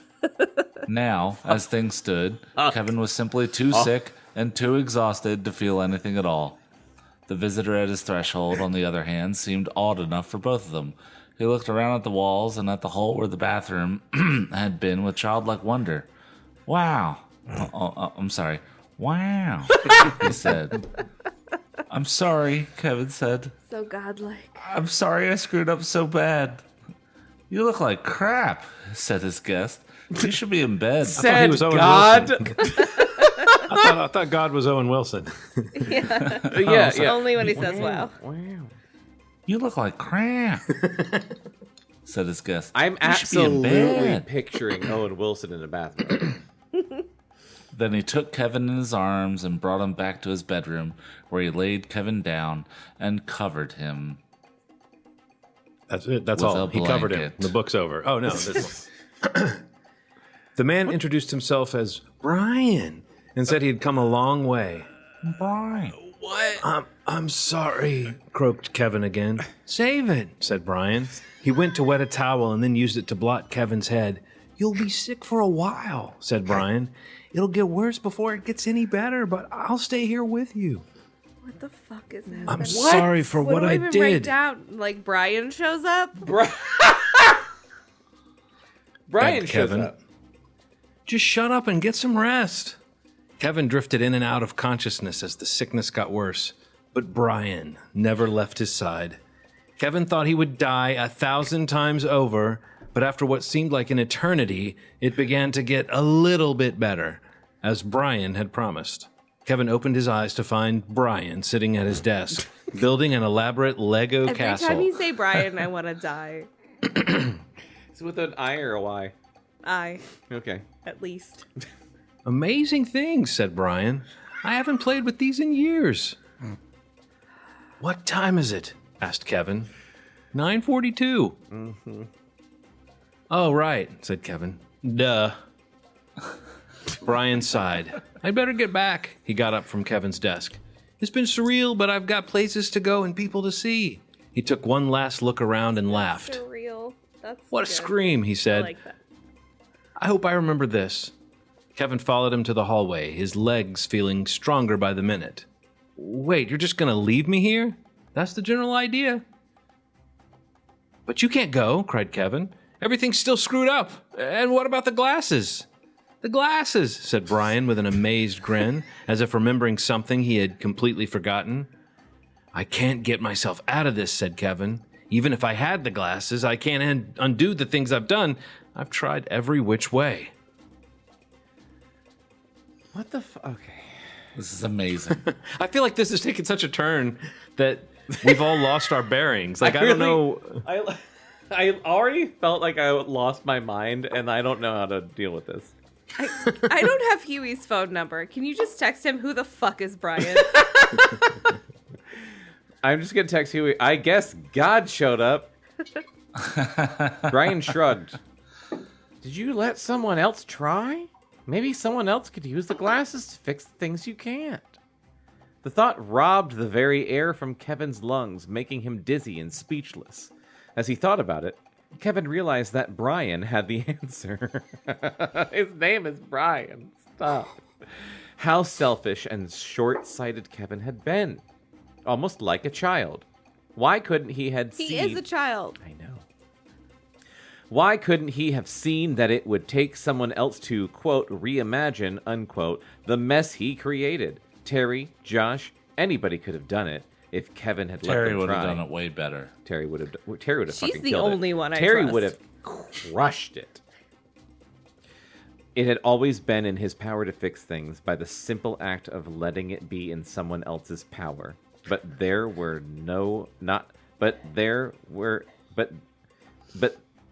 Yes. But there were not others left.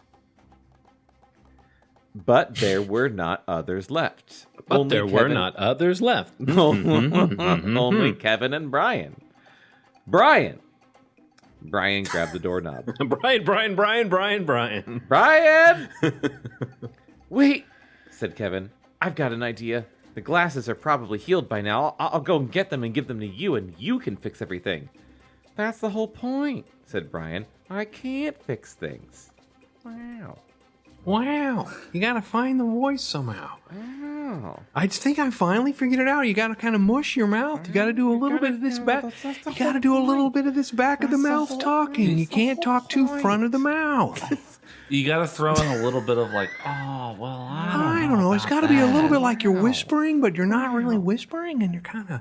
Becca looks like she's dying. I don't know what Becca's problem is. Wow, she's really mad. Oh, this is really making me want to rewatch Royal Tenenbaums. Maybe if you did this. I feel like it's Owen's whole mentality. My favorite thing Owen Wilson has ever done was in Royal Tenenbaums, and it's the little interview thing where he goes like it was like the tiger thing. Yeah. Okay. That's the whole point. Oh, wait, no. That's the whole point, said Brian. Whole point. I can't fix things. Yeah, you can, pleaded Kevin. You can fix anything. I'll bet you don't even need those dumb old glasses to do it either. Brian just shook his head.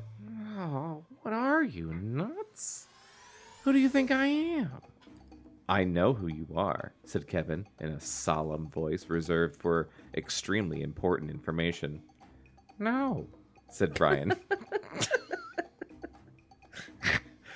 I think you're still seriously clueless. Take a good look, shrimpoid. Then Brian... That's what Nicole called him. That's what Nicole called him. Then Brian knelt down to Kevin's level and looked into Kevin's eyes. Eyes the same shade of blue as his own. This close, Kevin's blurry vision came into focus, and he could see everything about Brian's face that he had missed before. The slope of his nose, the shape of his eyes, the tint of his dirty blonde curly hair. It was also Owen Wilson's wow. Wow, it really is me. You're talking about me, man. The wow. That's the name of Owen Wilson's memoir, is The Wow of His Wows. And the opening of the book is the slope of his nose, the shape of his eyes, the tint of his dirty blonde curly hair. God. It was also very familiar, so familiar that for the strangest moment, Kevin thought he was looking into a mirror. Brian didn't have to tell him who he was, because now Kevin knew. He should have known from the very beginning, not because of the hair or the eyes or the tone of his voice, you know, the wows, but because his visitor chose to call himself Brian, which was, after all, Kevin's middle fucking name. What? Kevin Brian Midas. What a shitty name. Rolls right off the tongue. But how? Beats me, said Brian. How? It was in quotes in the book. Maybe you asked to see your own future while those supercharged shades were still in your face. So, do you like what you see? Kevin smiled. I like it a lot. Kevin was... You want to make out? Of course. Kevin was about to begin throwing out all the questions. What do I grow up to be? Where do I live? What happens to everyone else? But before he could say another word, a sound came wailing in from beyond the door. It was a very familiar drone, and now Kevin knew how Brian's journey was possible. The sound on the other side of the door was an alarm clock. Gotta go. Brian pulled open the door. Can't sleep my life away. But how do I get out of this? Asked Kevin. I can't remember. Wow, he's useless in every timeline. As Brian crossed the threshold, Kevin peered in, but Brian Put that in your stepped notes. His way. He's useless in every timeline. I'm just gonna write useless in all caps. I don't know what it means. I won't. Kevin peered in, but Brian stepped in his way, blocking his view. No peeking, he said. Right. See you later, Shrimpoid. Who are you calling Shrimpoid? Said Brian with a smile, and Kevin noticed for the first time that Brian was about 6 feet tall. Congratulations, Kevin. Brian closed the door, slicing off the sound of the alarm, and when the echo of the door had faded, the stillness of 9:42 returned once more. Kevin, still weak and a little tipsy, because I guess he got drunk while time was paused. Sure. I mean, Hurried what else are you going to downstairs, do? Right? Of course. Hurried downstairs, out the back door, and up the hill. The first thing I would do would be take people's clothes off, and the second thing I would do would be to get drunk. But what would the beverage have been if you were like That's if you were a terrible thing to do to other people. if you were like a teenager and you were wishing for a beverage? What would it have been? Like an was a alcoholic teenager? beverage. Everclear, probably. Yeah. Everclear. That's what I knew about. Ew. I As went a to an teenager, alcoholic high school. Oh, that's true. You went to a Catholic school. I went to a Catholic school where people would show up to lunch with Everclear in Catholic. their Coke. Catholic. As a teenager, I knew that beer existed. And I didn't drink it because I was very lame. Same. He hadn't seen much of the world beyond Brian's door, but the glimpse he did get was enough. He saw a life for himself, a world with a blue sky and trees and sunshine. There was a way out. At the top of the hill, the glasses were nowhere to be seen. Kevin carefully searched through the dirt beneath the twisted tower in an ever-widening circle with patience and determination. Finding a needle in a haystack was, after all, a simple enough thing if one took the time to do the job right. Kevin found the glasses That's not the in the saying. tall... He high-fived himself and kept looking for the glasses. Kevin found the glasses in the tall grass near one of the legs of the tower. Sure enough, the glasses had pulled themselves back into one piece. 67 days later. Right. And although the lenses were still covered with hairline fractures, they were already beginning to disappear, one by one. The glasses will always be here, thought Kevin. They would always be there, waiting. But they weren't necessarily waiting for him, were they? That was just in his own head. The glasses, after all, were just a machine. Kevin's putting the glasses on was no different than if he had gotten behind the wheel of a monster truck and headed downtown. If he ended up totaling every car in town, it wouldn't be the truck's fault. He had no business driving the thing to begin with. Oh, okay. With that in mind, Sure. Kevin slipped the shades into his pocket and decided to go looking for a truck driver. That's What? a good fucking line. All right, so okay, I get it. Okay. anyway, sometime later, just a few miles north of town, Kevin hit the front of the storm where stationary raindrops hung in the air like an impossibly dense fog, soaking him to the bone. As he walked along the highway, he noticed that things around him were changing. It wasn't just his eyes, he was certain of it. The buildings and trees around him were only shadows, and even the raindrops that hung in the air seemed less and less real. It was as if now that the world had stopped, it was beginning to fade away like an old snapshot. Soon it would all disappear into gray nothingness. Kevin trod the wet roads, resting only when he absolutely had to, on a trek that would have taken many days had clocks been counting time. That's a good fucking sentence.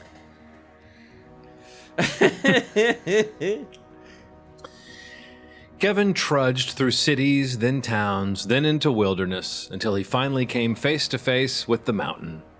The divine watch, robbed of its color, disappeared into the rain clouds. Kevin forged his way to the base of the mountain, resting for only a few moments before beginning the climb. He made his way up and up until the clouds became a thick mist around him.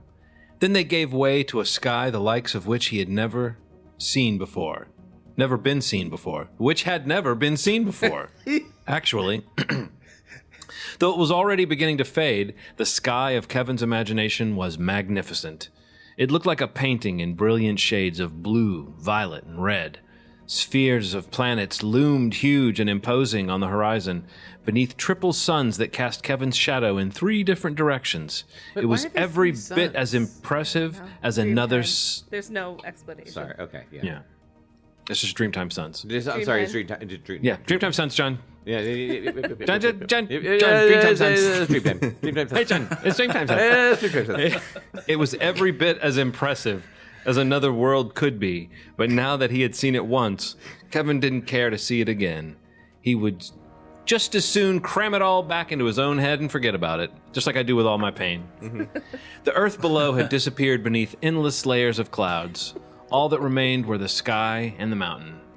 Kevin climbed hand over hand in a constant rhythm towards the heavens until at last, the sandworms are going to get him. Yeah. He's climbing in a constant rhythm. Toward the heavens until at last his hand came to rest atop the divine watch. He pulled himself up to see the empty tabletop of smooth granite. Then he pulled the glasses from his pocket. Yes, thought Kevin, they would always be here, never too far out of reach. But that was okay. He had the power to resist. He just needed to remember that. Kevin opened the glasses and set them on the flat surface of the divine watch. Here, he said to the top of the mountain, these look better on you. Kevin waited and watched. It's a book. That's incredible.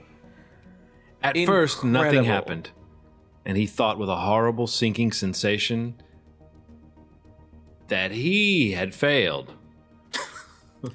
Well, yeah, you did just do nothing. No, he put the glasses. No, he put the glasses on the ground and talked to them. Now the mountain is wearing the glasses. Don't you get it? Then Kevin noticed it. I scribbled. Now I don't have room for my notes. The 3 I thought you would have scribbled, what does a mountain want? The 3 shadows of his hand began to move. Up above, the suns converged into a single sun, and the planet slowly slipped off the horizon. A breeze became a wind, and the wind became a gale that whipped across Kevin's face. And as Kevin stared into the glasses, he saw for the first time what Josh had always seen. Beneath the swimming colors on the surface of the glasses was an eternity, an unknowable depth. Dimensions and universes, possibilities, so many of them that Kevin had to look away for fear that if he kept staring into the mind behind the glasses now, he would be dragged down into it and disappear. As if the mountain said to him, "We have such sights to show you." Everything happened more quickly now. The clouds... I got that reference. Thank you. The clouds, all I'm gonna do is reference Hellraiser in this book. Thank you. The clouds below him boiled. Night became day, day became night, over and over again, and Kevin's mind began to swirl, all his facts and fictions becoming one big blur as reality was once more reimagined. There was a moment, just an instant in time, when reality and dreams met each other before switching places. It was a moment of absolute insanity, when Kevin couldn't tell the difference between what existed and what did not, and couldn't make sense of his broken thoughts. Where was he? What was going on?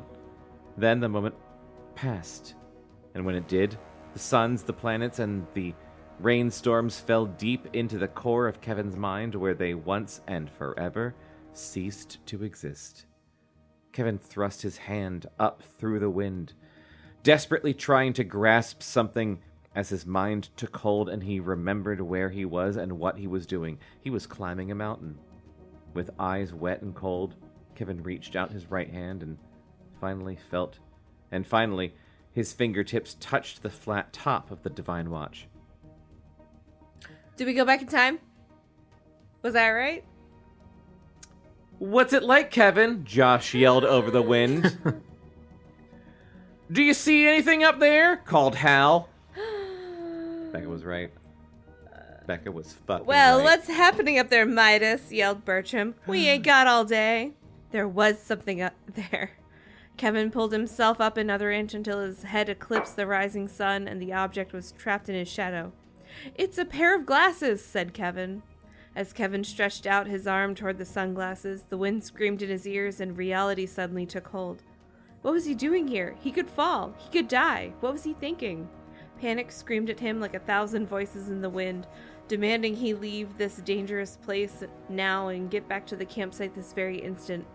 He drew back his hand, leaving the glasses untouched and undisturbed. Let us get up there, Midas. Get out of the way, demanded Bertram. Kevin tried to make room for the others, but he moved too quickly and lost his balance. Kevin fell onto Josh, who toppled onto Hal, who crashed into Bertram. Whoa, and whoa, the whoa! foursome plunged down the rocky cliff, rolling over sharp They rocks all died. and over each other until they smashed against a hard plateau 50 feet below. 50 feet below. Everyone wound up with minor 50 cuts. fucking feet. Everyone wound up with minor cuts and bruises except for Kevin. Kevin broke his leg. Oh, damn. That was a great end of Holy chapter. shit. Wait, me? Yeah, yeah. still? Read that page too. You had a short one. I don't like the auto brightness. Oh, I'm just saying, I hate auto brightness. It just like moves itself. I didn't constantly. notice it, but yeah. Chapter 17, After the Fall. I feel like this is the first time I got to read a chapter title. I'm so excited for you. It's not as good as whatever the fucking Chariot The of Chariot of Helios or Helios. whatever. Yeah. It'll be okay, said Bertram. I'll go get help. Bertram turned to go, but before he did, he punched Hal in the arm. This is your fault, he said. Hal ran off to search for branches to help make a splint. Oh, I thought they were gonna go get a person, like an adult. Oh no, they're gonna Not they're do gonna some random no. like they're gonna still Lord of the fucking children. Flies boys this in the shit. woods Yeah. bullshit. They're still dumb. They're still dumb and they're boys. And Josh sat beside Kevin, propping him up and helping him bear the pain. How? Just putting your hand in his mouth so he can bite down on it. Kevin. I can't feel your pain, but you can feel me. Oh, he's Sam again. He really is the Sam of this He book. is Sam. Mr. Kevin. Frodo. Mr. Kevin. Mr. Kevin. Oh, we need to watch those movies again. They're great. They are great. The break was bad. Kevin had always imagined that if he broke his leg, he would die from the pain, but he didn't. Who thinks about that? This kid's fucked up. I guess someone with a that's broken the leg. moral of this I've never broken my leg. I do think it would fucking hurt real I bad. think it was super hurt. Have you ever broken a bone? Me? Yes. Yeah. I had a stress fracture in my spine, which wasn't a full break, Yeah. but it did suck for a while. That sucks. But I've never like fully But it's broken not- a bone. yeah. When I was 6, my left arm, I fell on a curb, and my arm broke onto the curb, and basically conformed, like from here to here, it just conformed to the shape of the curb. My arm was just hanging and flopping you at a can't see his arm Yeah. flopping around. There you go. at a funny angle, and then but I remember when my dad came out, because we were at my uncle's wedding, my dad came out because he heard the girls screaming, Was and that he a said, wedding? he said he thought maybe someone had like a bloody cut or something, but then it's like he came out to see what was going on, and it was his son running around with like a floppy arm, Oh, and fuck that. and so but I was begging them not to take me to the hospital, because of course when you're a kid you don't want to go to Like, the I gotta doctor. finish Yeah. this wedding. So they like stabilized my arm on a piece of wood in the car. Whoa. You're like, and then "What when the we fuck?" when we got to the hospital, they said, "Do you want a shot for the pain?" And I refused for them to give me the shot. And my mom said out in the waiting room, she heard one quick like, "Hey!" because they had to crush my arm back into place in order to put a cast on it. But that's how much I didn't want a They shouldn't ask you shot. that question when you're 6. Yeah. They shouldn't ask a 6-year-old that question, Yeah. no. But it was really weird, You don't know and what pain is when you're 6. it did really hurt. I thought it was cool to have a cast, but to this day, like, you know how you can hold your fingers up in any formation. Yeah. On this hand, I can't hold up 3. Like, my arm healed in such a funny way that, like, right now I'm trying to hold up 3 fingers. Yeah. It hurts like hell, and I can't Whoa. get my 3 fingers straight. Like, I can do Okay. these 2 fingers, these 3 fingers, but I can't do these 3. And That it's kind of because Is it like the tendons. Is it like the movie Rookie of the Year where it made you like better at guitar? I may be better at everything. That kind of Because your left answers hand- my question The hand because I was does like, a lot. Oh yeah, you are left-handed. That's Yeah. a bad hand to break. Arm to break. I always was a little jealous of people who like broke an arm or a leg because I never broke an arm or a leg. The only thing you're I ever sick in the head. the only thing I ever broke was a finger. I think I broke a But finger. it always seemed cool that when someone had a cast It and was people so wrote on cool. I was always jealous when someone had a cast. Yeah. My fucking brother broke his femur, and he was in like a it. Which body. one's that one? Thigh? Yeah, your thigh. Thigh. It's your biggest bone in That your entire seems body. horrible. He was riding his bike in a car. He was riding his bike down or up a hill. I can't remember, but he was in our neighborhood. A car didn't see him hit. He got hit by a car, broke his femur. He was in a body cast. He broke a lot of bones, That doesn't seem fun though. and it I doesn't wouldn't seem want to fun. break a femur. It doesn't seem fun, but I was always jealous because I was like, that's cool. It's more cool. room It's for like, people to write stuff. It's like street cred. It's like, yeah, I broke a bone. But it's kind of like comforting though, John, for you to Way more signature real estate. yeah, right. Yeah. People can like do drawings and all kind of cool stuff. But it's funny because I always think about it in like a little Draw kid. boobs on you. And... I was thinking about it in like a little kid frame of mind of like, oh, I wanted to be cool. I wanted to have like a broken bone, and I never thought about like being an adult and being like, yeah, I broke my arm, and now like it hurts when I do this. Like, Yeah. forever. I know when it's gonna rain. The worst I broke, the only bone I ever broke in my entire life, I think. Yeah. I think the only bone I ever broke was your my- heart. No, it was my left hand, my middle finger on my left hand. I was waiting for my brother to pick me up after school, and I was leaning against, not even like a cool guy, I just like happened to lean against the wall, and I put my hand up to like lean against the wall, and everyone was leaving out of the doors, and it was those big fucking metal like elementary school doors, and I didn't realize my hand was in the hinge because the hinge was open because of the stream of kids. So when the last kid left, the door closed on my finger, and it literally split my middle finger. It's just the tip of my finger. It split the bone in half. No. And I had a big splint on my finger. No, And that, that no, was no, the no, only- no, no. That's not necessary. The only, I don't like it. it's the only bone I ever broke. There was one time where I thought I cut my sister's finger off because we were getting out of a car. I think we were in high school. We were getting out of a car, and I was in the front passenger seat, and she was in the seat right behind me. Yeah.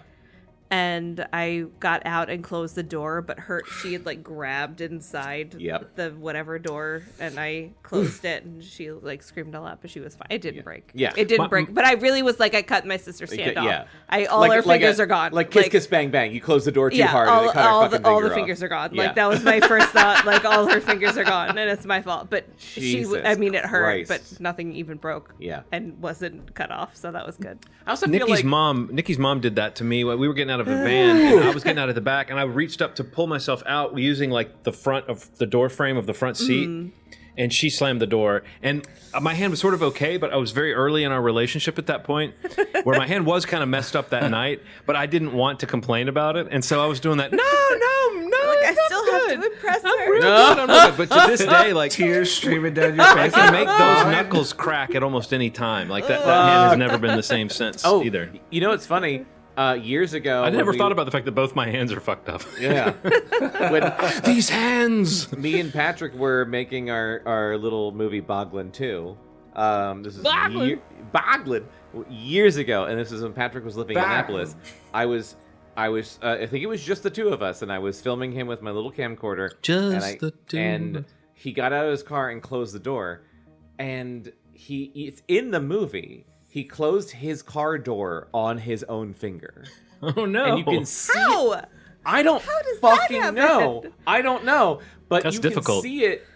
You can see it in the movie because he closes the door and he yanks his hand and he does one of these where he like closes the door and he's like, ooh, and like he. Oh, it's like pulls Lord his of the hand Rings back. where he breaks his toe and you keep And- the shot in. And the shots in the movie, and I didn't. And this is like I love Patrick because Patrick is just like I will do anything for like comedy, for Comedy and friendship. Patrick will do anything for the bit. Yeah. So he did that whole Yes. and it was a whole thing where like he had to get out of the car and go inside, and it was like a long follow shot. We were doing a whole like horror movie parody type thing, but I was like it was a long shot. And when we finished, And I'm an asshole as a director. I'm just like, awesome, let's do it again. And he was just like, I need a minute. I was like, ha, why? And then like he showed me his finger was like all fucking swollen. And I was like, what did you do? It's like I closed the door in my finger. We didn't do it again. That's kind of you. Yeah. Hey, let's finish his book. Yeah, let's let. Oh, we're doing a book. That's right. What I'm confused about whose turn is it? I think it's Bekah's mine. turn. It says 90%. No, you were just finishing your turn. But then it also says page 147 out of 149. This has to be the last chapter. There's going to be like clips of other books at the end. and shit. Yeah. Okay. I hope so. Oh Alright, my so God, where even Bekah's am turn. I? Broken leg. Okay. Broken leg. Broken arm. Does it hurt? Wait, no, leg. Leg. It's a leg. Does it hurt real bad? Josh asked Kevin. Real bad, answered Kevin, but not real bad. That's a distinction, yes. You'll be fine, Kevin. Don't worry, said Josh. The sun was higher now, filling the valley with a warm glow. The light hit Kevin's face, and he relaxed just enough for the pain to drop a notch. Okay. You know. From how 6 to a 5. That happens. There was something gnawing at Kevin's mind, as if there was something he ought to remember, but it was slipping away. All that remained was a certainty that he would be okay, that Bertram would bring help, that his leg would heal, and that the world would go on. Even something as unpredictable as falling and breaking his leg did have a very predictable outcome. Also, how is that unpredictable? You were a child climbing a mountain in the middle of the night. 50 feet. Middle of the night they were climbing this mountain. And that simple thought comforted his piercing pain. Yeah, with no glasses. On its worst days, the world still made some sort of sense, and that was a good thing. Boy, I'd like to believe that. Chris, Is take this us the end? home. Oh my God, this is the end! Chris, take us home! Look, Josh, said Kevin, peering down at the spectacular view in the valley before them. Way down there, I can see cars at that picture spot we stopped at. The people look like ants. How can you see that? Asked Josh. You're blind as a bat without your glasses. Glasses, thought Kevin. Do I wear glasses? He was baffled for a moment, but the moment passed. We both sighed. I have 20/20 vision. You know that, Josh, said Kevin. I don't wear glasses. That's right, said Josh, scratching his head. That's funny. It's canon. I wonder why I thought you did. Beneath them, the morning unfolded on the valley in glowing shades of green and gold. A lazy smile stretched across Kevin's face. Kevin, asked Josh, beginning to worry, you okay? Never better, said Kevin, and he laughed because he knew it was true. Josh tried to hold back a smile but couldn't. You're crazy, Kevin, said Josh. Certifiable. But they both laughed long and loud until their voices rang out across the valley, echoing from here till doomsday. Wow. This book was amazing. This was the best book we've ever. This is also like almost episode 100. This feels so good. This feels so good for this to be the best book we've ever read. Holy shit! It was. I don't remember who said it. That I said I think time would reset, and someone said, but something would be different. That was me that said that something will be. That I was you? gonna say it's Yeah. one of these two bitches because it wasn't One me. of those two bitches. I was like Kevin dies. I was Yeah. so wrong. That's because he that's what we doesn't- wanted to He doesn't happen. need glasses now. Didn't he have an ego death? He did have an ego death, yeah. And he's God? No, he's not God. That was just like a time travel version. Brian is God. Brian is God. So at what point in his life does he decide to go by Yeah, Brian? that's Do you what- think maybe when he college. goes to college? College, yeah. College, he's like, call me Brian.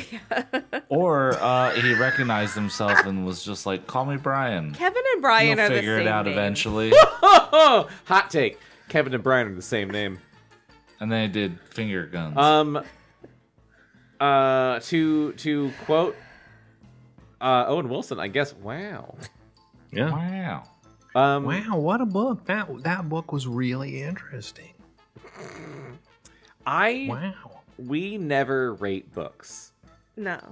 In almost 100 episodes, we never rate books. 15 out of 10. Well, let's do it real quick. Let's rate all 100 books or Fuck! whatever they've done.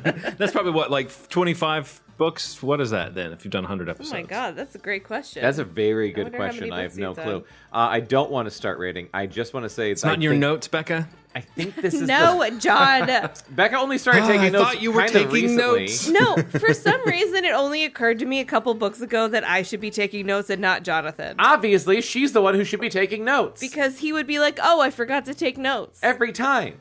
And eventually I was like, give me the fucking notes. I just want to do a quick round robin, and it's going to be Zoom order. So we're going to start Okay. with Bekah. Oh, Bekah, God, what did you think of this book?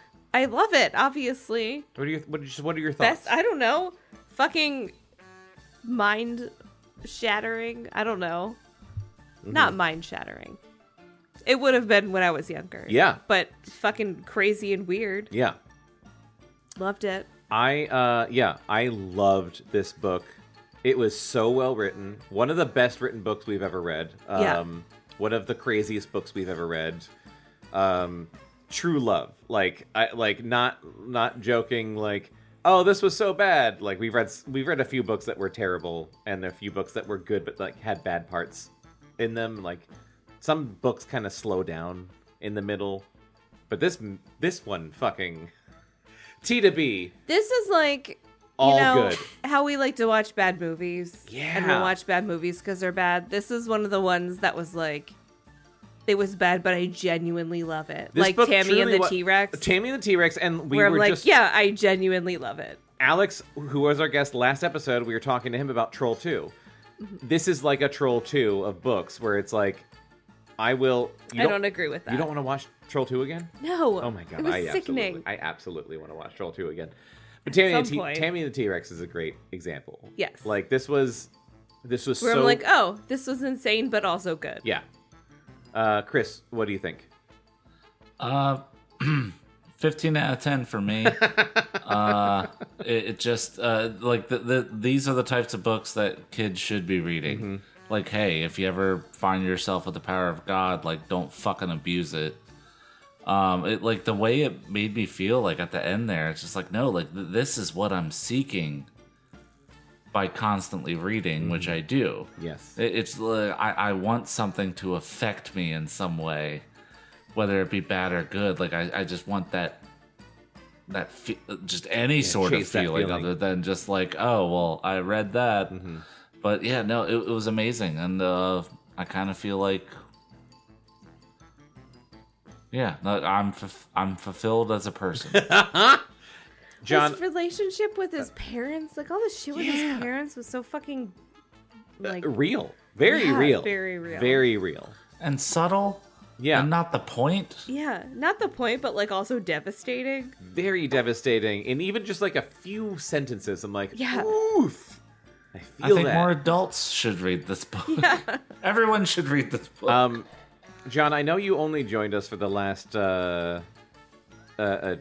few chapters of this. For the last 17 years of this book. What are your thoughts on that? And here's the thing, John, you've been here with us at the end of a lot of books. And I feel like I can't remember when we started having you on as our official closer, but you have read the end of a lot of books with us. So you are like That's when I got my closing license, I think. I don't know when that was, but I can check the paperwork. You're the unofficial fourth host of this podcast because you've been reading, a bit of every book with us. What do you think about this one? I'm an American in 2024, so I don't know what's good and what's bad. I just know that I enjoy the time that we share, and I kind of feed off of you guys. And so for me, this one I felt good because you were all sort of like, sometimes you guys are just really hating your lives by the time we get to this closing episode. So I felt there was a good kind of energy. But oh no, I thought it was, I do think it was more tightly constructed and like more just on a pure prosaic level. It was a more enjoyable read. There was less like, what the fuck is even happening on the page in this book, and it was more about what's happening in the story, I guess. Yeah. So I enjoyed it. But yeah, I mean, I think you can tell this writer has all these writers have like a knack for the kind of pulpy stuff they're writing. But I do think this one, there was a cohesion even to the small piece that I was privy to that I think does stand out. So if this is how we celebrate 100 episodes by saying not a bad book, I'm really glad I was here. Absolutely. Yeah, there have been plenty of times where we were like, thank God Thank least God John will John's be gonna be finishing here. this Yeah. book with us to help us through it. You're often the light at the end of the tunnel. You know what I am? I'm that person who like works at a restaurant and comes to the party really late. And it's like 2 a.m. and only the hosts are left. But I'm like, Yeah. let's go. Come on, let's do this. But no, I think I can see why you enjoy. I mean, you all seem to be higher on this one. I can see the difference you're talking about. It does seem like there was something about just the way it was written. Like there were some mixed metaphors and some like overuse of analogies, but at least they made sense for the most part. You know what I mean? It wasn't like he was overwriting in a really ham-fisted way, which I think writers of this type of book can do. So.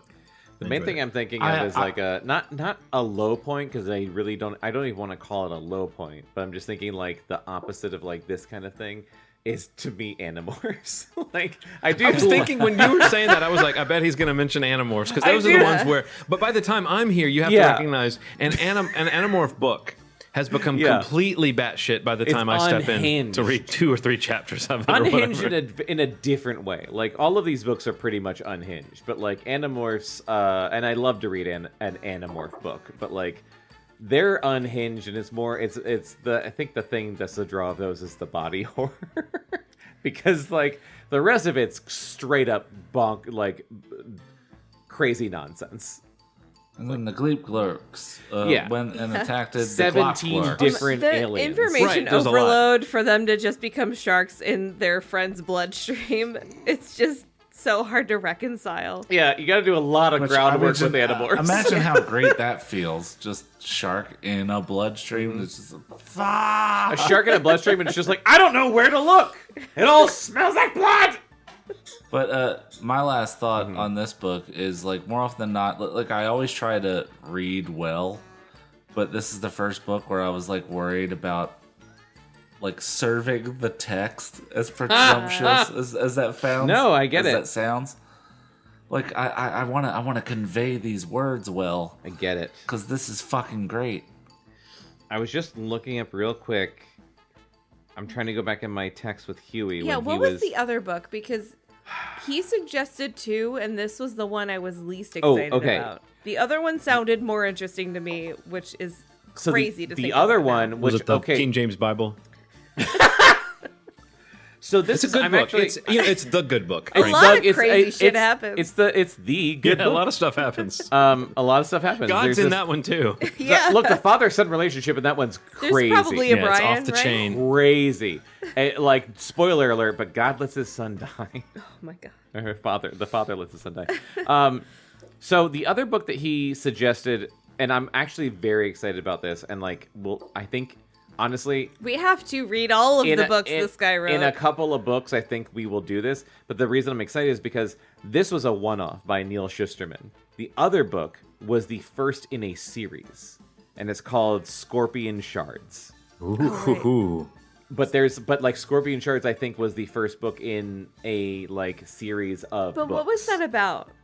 I don't remember. I looked it up and I Shards remember of it looked Scorpions. insane. It was really dark. Thanks, guys. It was very dark. But You're that welcome. was what excites me about this. We listen to How This Get Made a lot, and one of the things they've been saying recently in a lot of their live shows, which has kind of cracked us up, is they've been doing that show for 15 years, and like they still find bad movies to watch and talk about. And June Diane Raphael will say, every time they watch a new like crazy bad movie, she's like, oh, we have more work to do. And that's kind of how, like, I'm reinvigorated by this book. I'm like, oh, we definitely have We still have work we to have do. work to do. We've got some Christopher Pikes to dig into. We're going to get back into R.L. Stein. We can do some more Francine Pascal, R.I.P. She died recently. Yes. And we have to do a retrospective episode on her, absolutely. And now, and I think absolute Hall of Famer Neal Shusterman, we got to fucking do Scorpion Shards and dig into that shit. Because We also have to find out if this was ever made into a movie. Because I would like to watch it. I I don't know if it was. The part of me wanted to say like I just tried Googling and nothing was coming up, but part of me wanted to say like I'd know if it was, but then was like, would I know if it was? I surely don't know. I don't know. This was incredible. What are you looking up? I don't know. Just a list of his Scorpion books. Shards. Okay.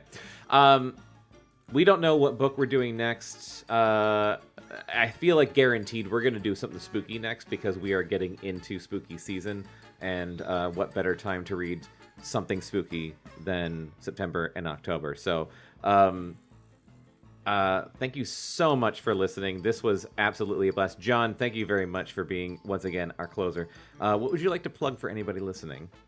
I'm just going to say, find me on social media. Find me on that hellscape they call Twitter. Mm-hmm.